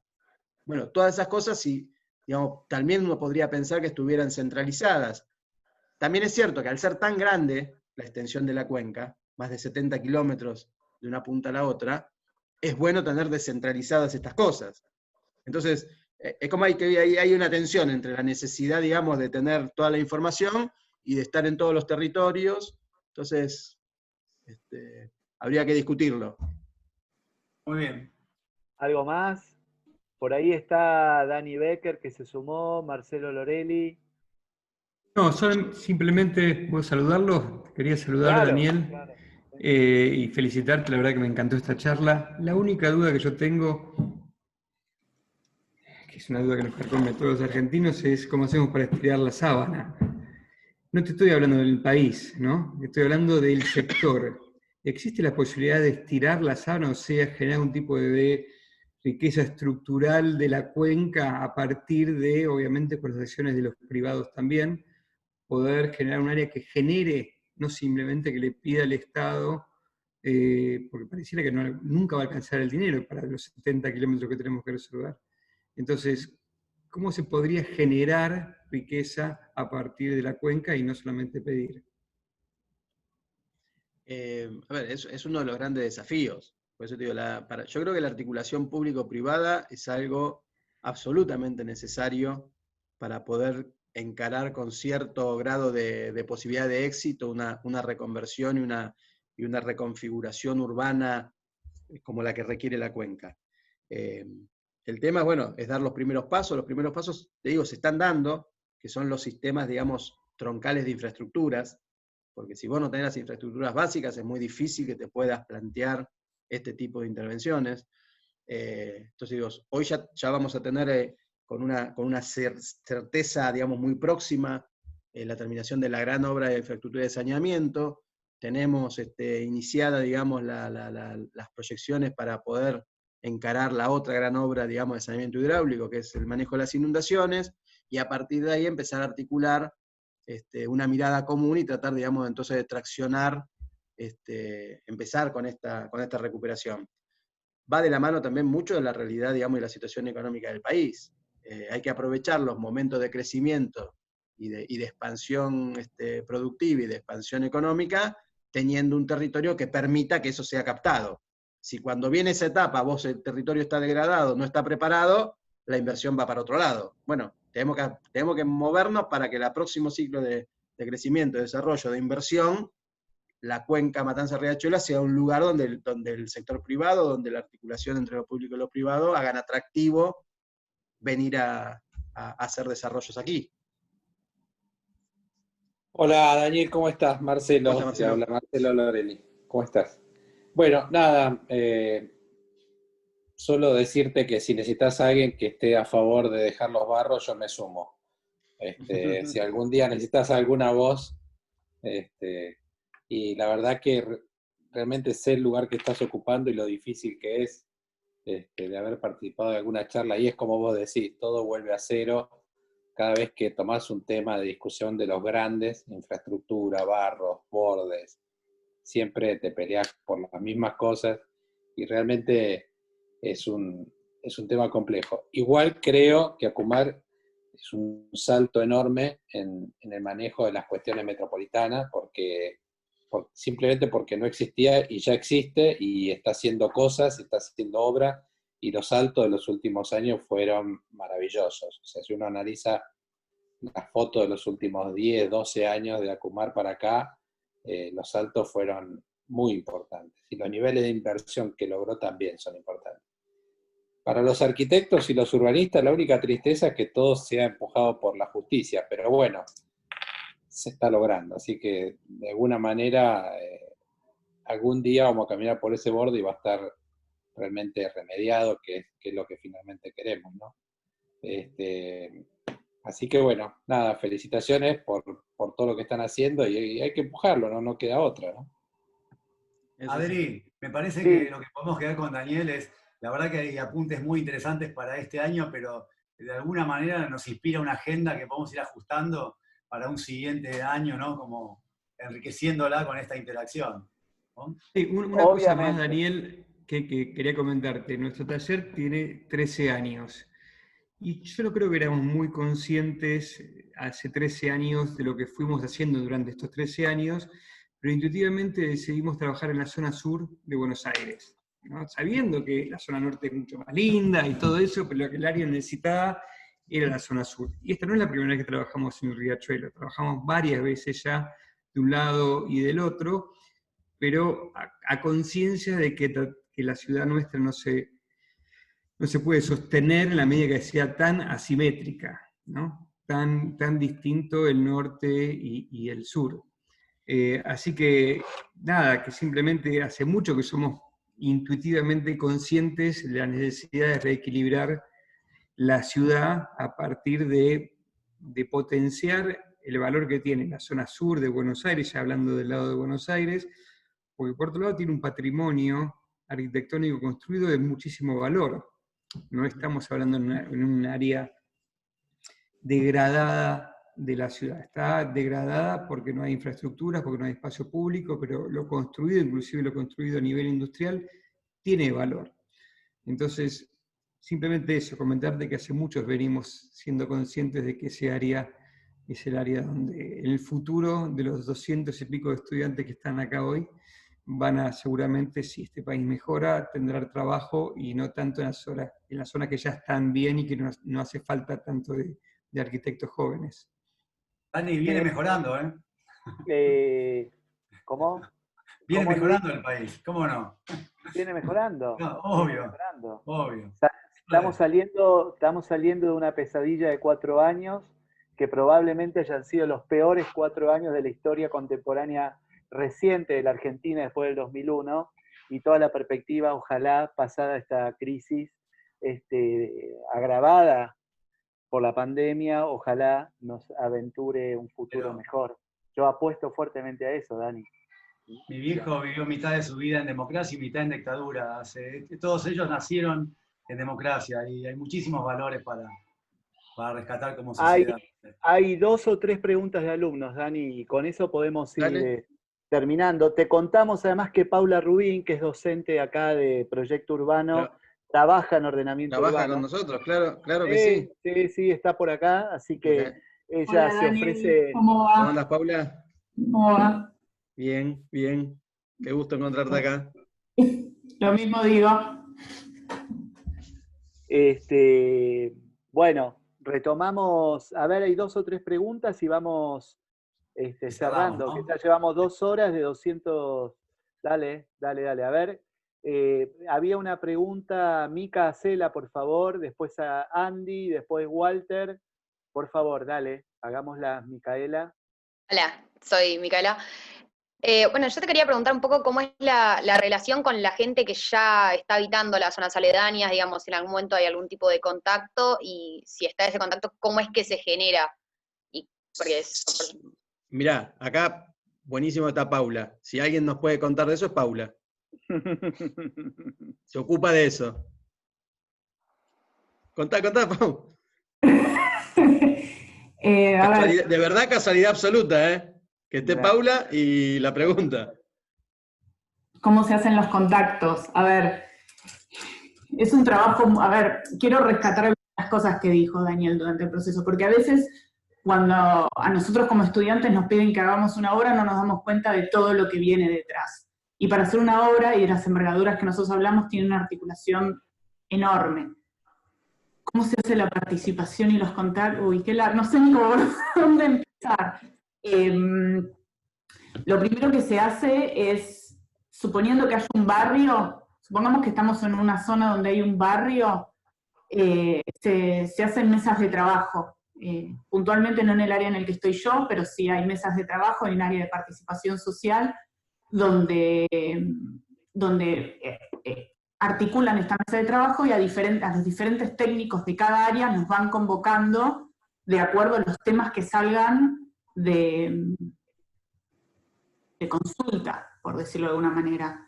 Eso puede dar en que el proyecto sea un proyecto participativo y de ahí ir avanzando, ya sea técnicamente desde ahí, e ir presentándolo en las mesas, y a su vez, ¿qué otros organismos deben participar? Por ejemplo, en este barrio, tenemos que hacer una cloaca, su saneamiento, tenemos que convocar a AISA, nos comunicamos con AISA. Si tenemos un problema, también puede aparecer el ADA, que es la autoridad del agua, o OPDS, que es el organismo de saneamiento de provincia, bueno, hay muchas maneras. No sé si estoy siendo clara, y espero estar contestando, pero hacer un resumen es más o menos así, pero como voy a resaltar una de las palabras que dijo Daniel al principio, ACOMAR funciona como un organismo articulador, tiene muchos contactos, muchos técnicos, y lo que hace es tratar de que en la agenda de los diferentes municipios pueda llevarse adelante las necesidades que hay en la cuenca, por decirlo de una manera.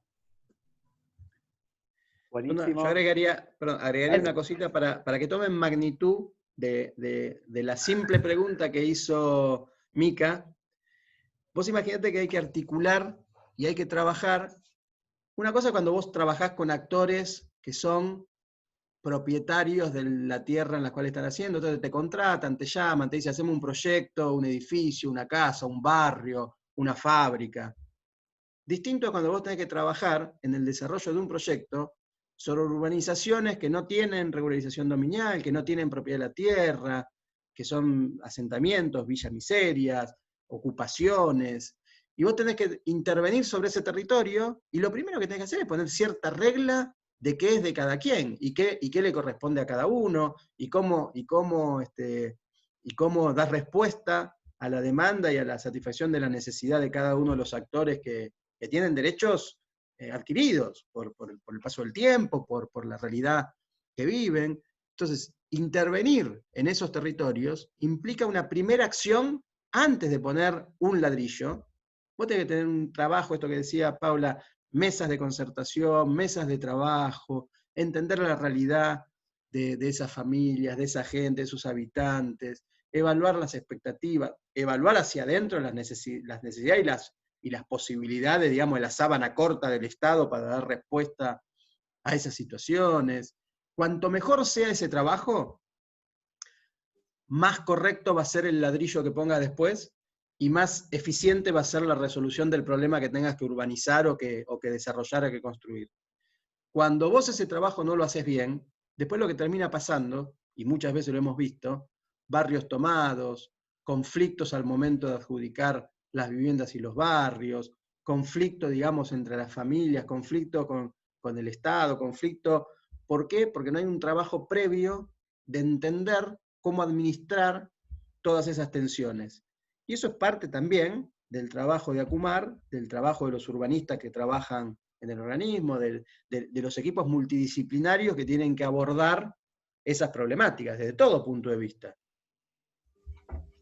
Bien, había otra más por ahí y vamos cerrando. ¿Quién tenía ganas de preguntar algo más?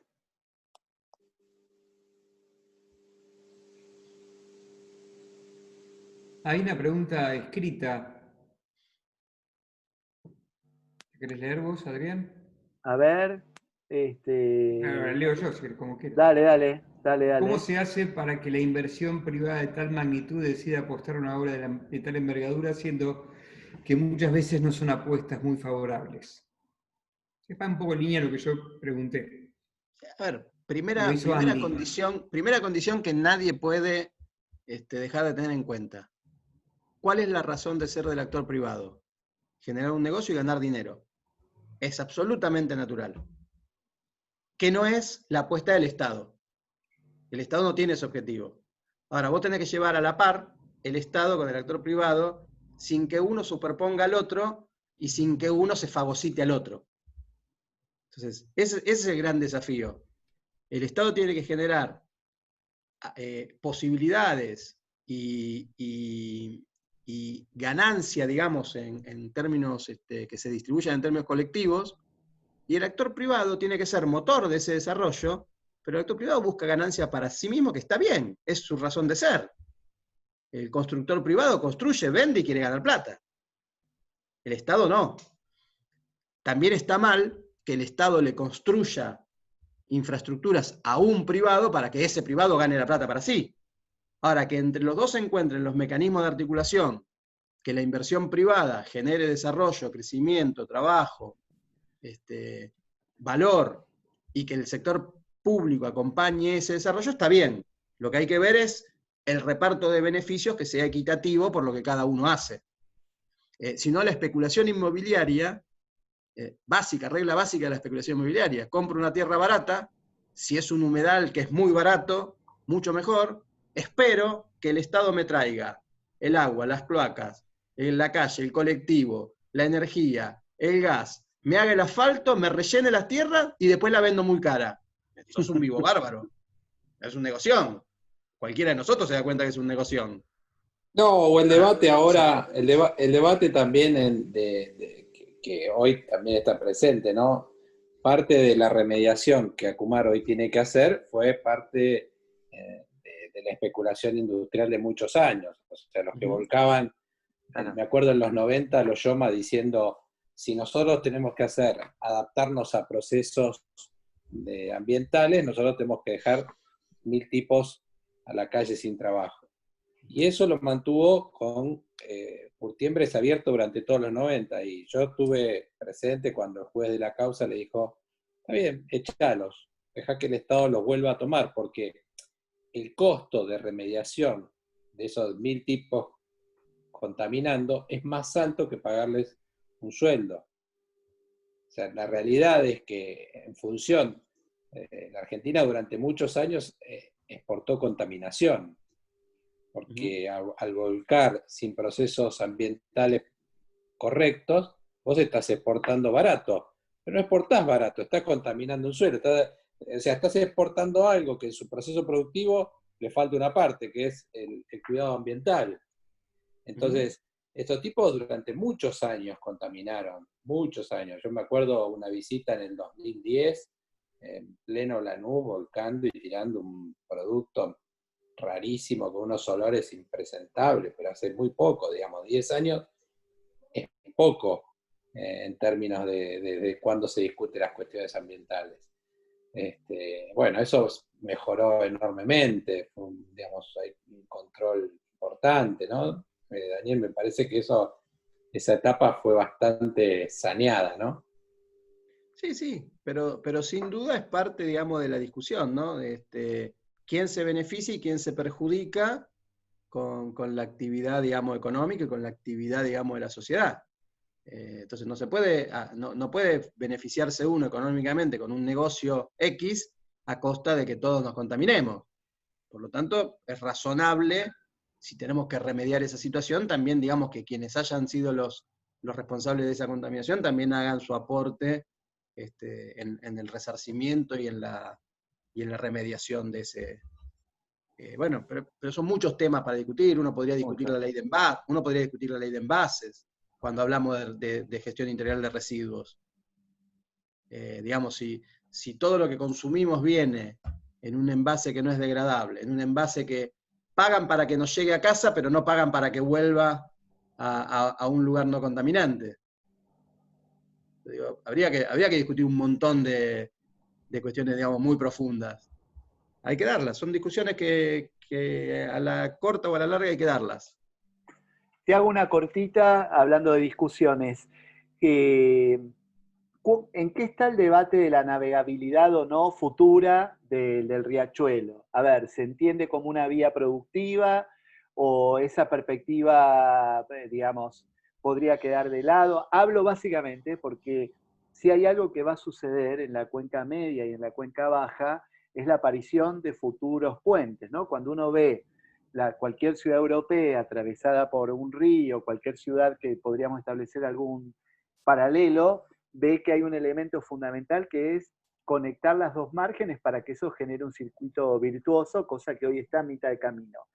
Y hay una última intervención, la última, que es la de la autopista Cámpora, es una obra de ingeniería que pasa a cualquier altura, con una mirada estrictamente, te diría, de infraestructura de transporte, y la verdad es que pareciera ser que hay que propiciar otra escala, otro recorrido, por ahí sacrificando algún potencial sistema de transporte a través del agua, que no necesariamente, yo no creo que tenga demasiada vigencia, salvo algunos lanchones, ¿no? Digamos, porque me parece que esta lógica de los puentes levadizos o los puentes en altura tienen que dar lugar a otra escala, una escala más natural, más cercana. ¿Qué hay de ese debate? ¿Sabes algo, Daniel, o todavía no hay?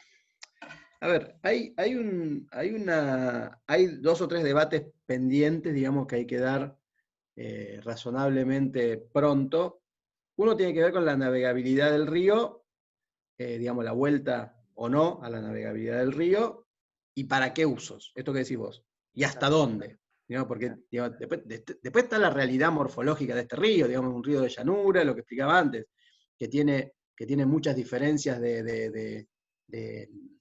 digamos, de niveles, que tiene calados muy, muy desiguales en todo su trayecto, que tiene además un juego de alta y de baja que acompaña al Río de la Plata, entonces tiene horas que el río corre hacia un lado y horas que gran parte del río vuelve sobre su propio... Es uno de los problemas, digamos, del residuo en el río, la permanencia, es porque no tiene una sola trayectoria. Claro.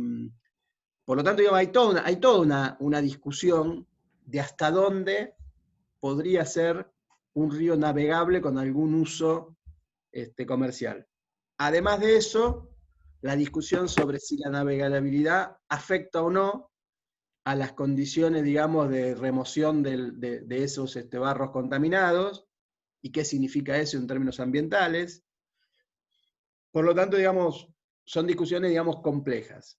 Y además la reconversión productiva, porque ¿qué sentido tendría que discutamos si en el río hay que navegar para actividades productivas, dejar que entren las areneras o cargar, si ya no hay prácticamente infraestructuras comerciales y productivas que demanden esa utilización? Entonces capaz que empezamos a discutir un poco más chiquito, decir, bueno, la navegación puede ser una navegación de vinculación de transporte, las lanchas, las cacholas del Tigre, del Delta, puede ser un catamarán para actividades turísticas, puede ser un lanchón para traer, que en algún momento se discutió, si del mercado central puede salir mercadería por vía, por el agua.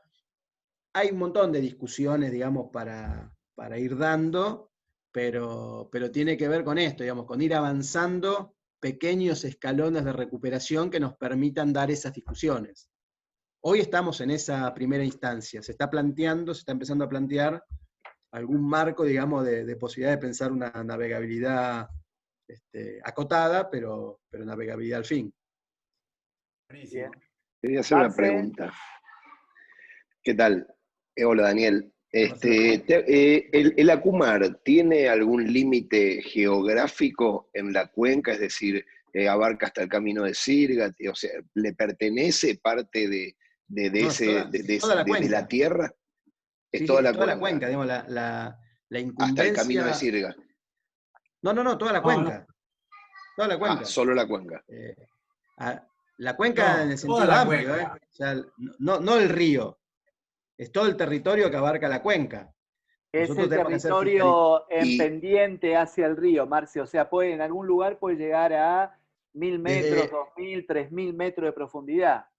Perdón, me meto. Perdón, Marcelo, es un límite hidrográfico.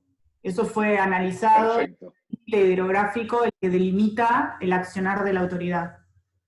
Que es el río, por lo tanto es un territorio, no tengo en la cabeza, vos no sé si Paula lo tenés en la cabeza, los kilómetros cuadrados, pero es enorme. Son 2.800 kilómetros, sí. 2.800 kilómetros, porque son las cuencas hídricas también. O sea, es el río y sus afluentes hídricos. Entonces... Ahora,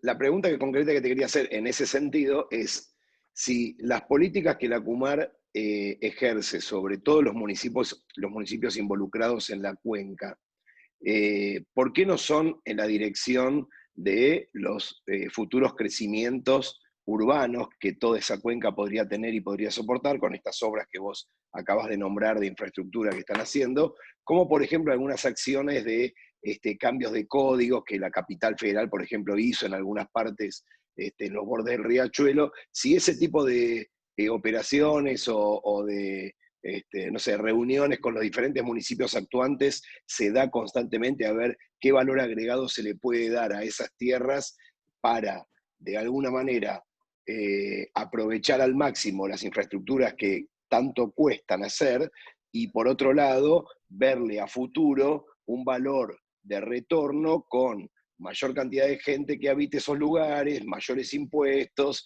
y un montón de cosas que entrarían a cada uno de esos municipios, llamémosle como esto que se habló del negocio, de la especulación inmobiliaria, para que solo ganen los inmobiliarios, pero detrás de eso también es arrimar a un montón de población a disfrutar de todo un parque lineal contra un río de un carácter diferente, y que creo que eso también le redunda al municipio o a los municipios impuestos a su favor. O sea, ¿no existe esa mirada también?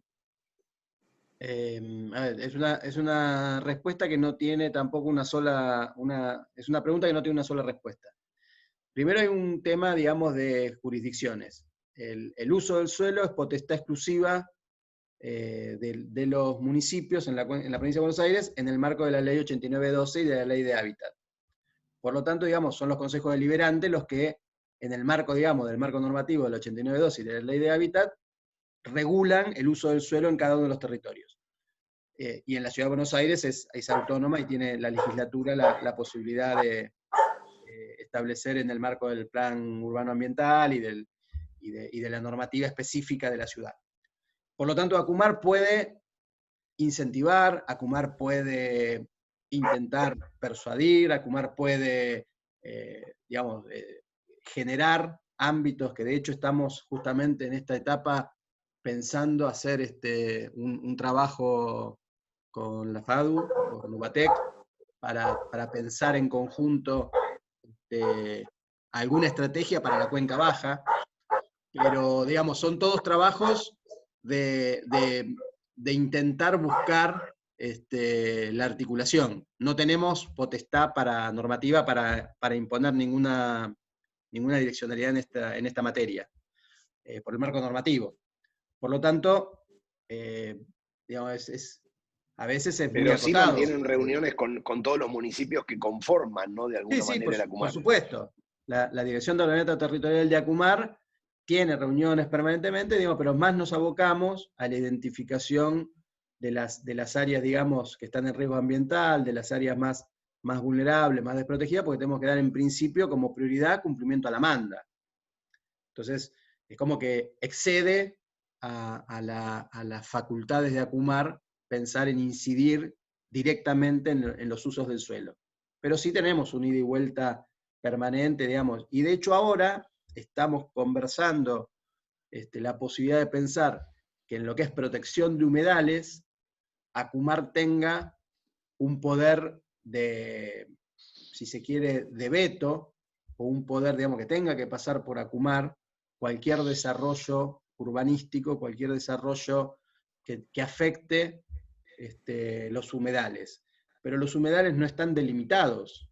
Entonces hay que trabajar primero en delimitar en cada uno de los territorios hasta dónde sería, digamos, el área por la cual cualquier desarrollo urbano en cualquier municipio de la cuenca tenga que tener el visado y la aprobación de la ACUMAR para poder desarrollarse. Bueno, es un tema que se está discutiendo. Bueno, Dani, llevamos 2 horas, están los 200 y tantos acá conectadísimos, la verdad, agradecerte enormemente, creo que ha sido una charla fenómena, bien interesante para entender las posibilidades que se abren a partir de tener un Estado activo, un Estado que propone, un Estado como nos imaginamos, y acá en el taller queremos que suceda. De mi parte, bueno, insisto, agradecerte enormemente, y no sé si mis colegas quieren despedirte con alguna otra reflexión al respecto. Un aplauso, Adri, quiero despedir.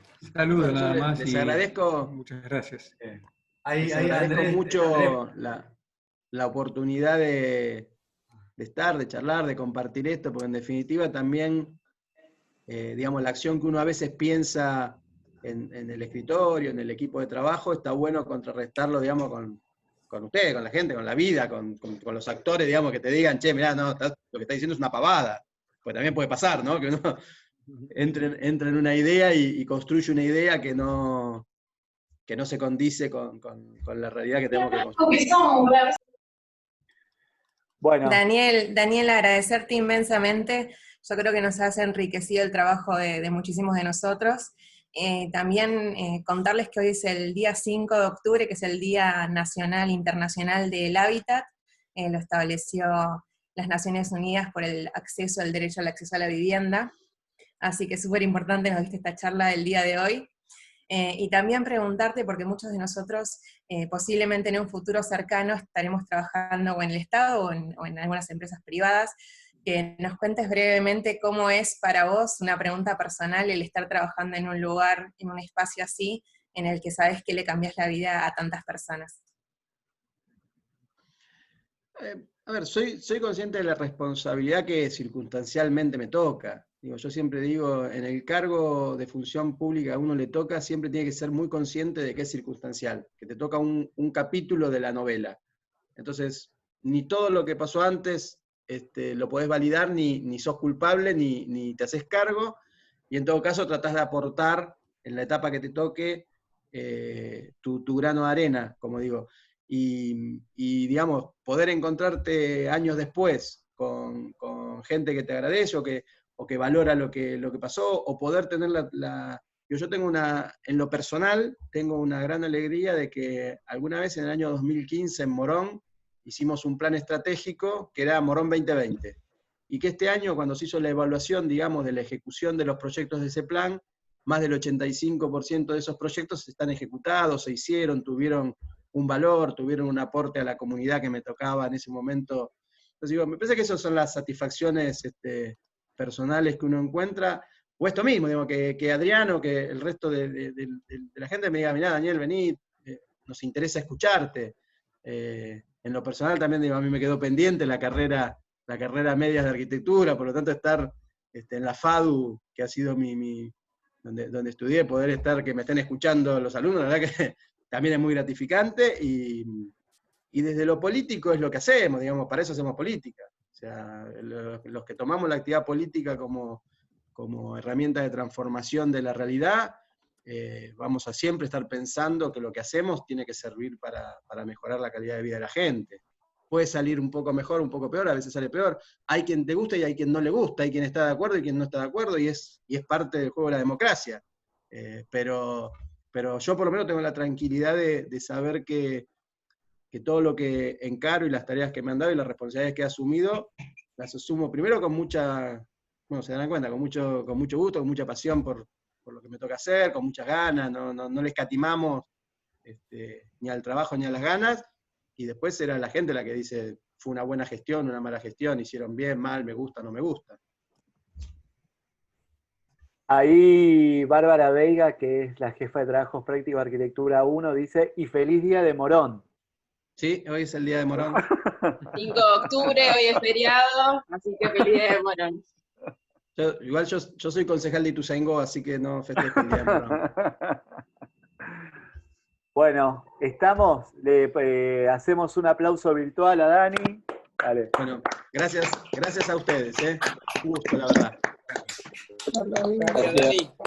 Gracias, Dani. Gracias, Daniel. Chao, buenas noches. Gracias. Muchas gracias. Buenas noches. Hasta luego. Gracias.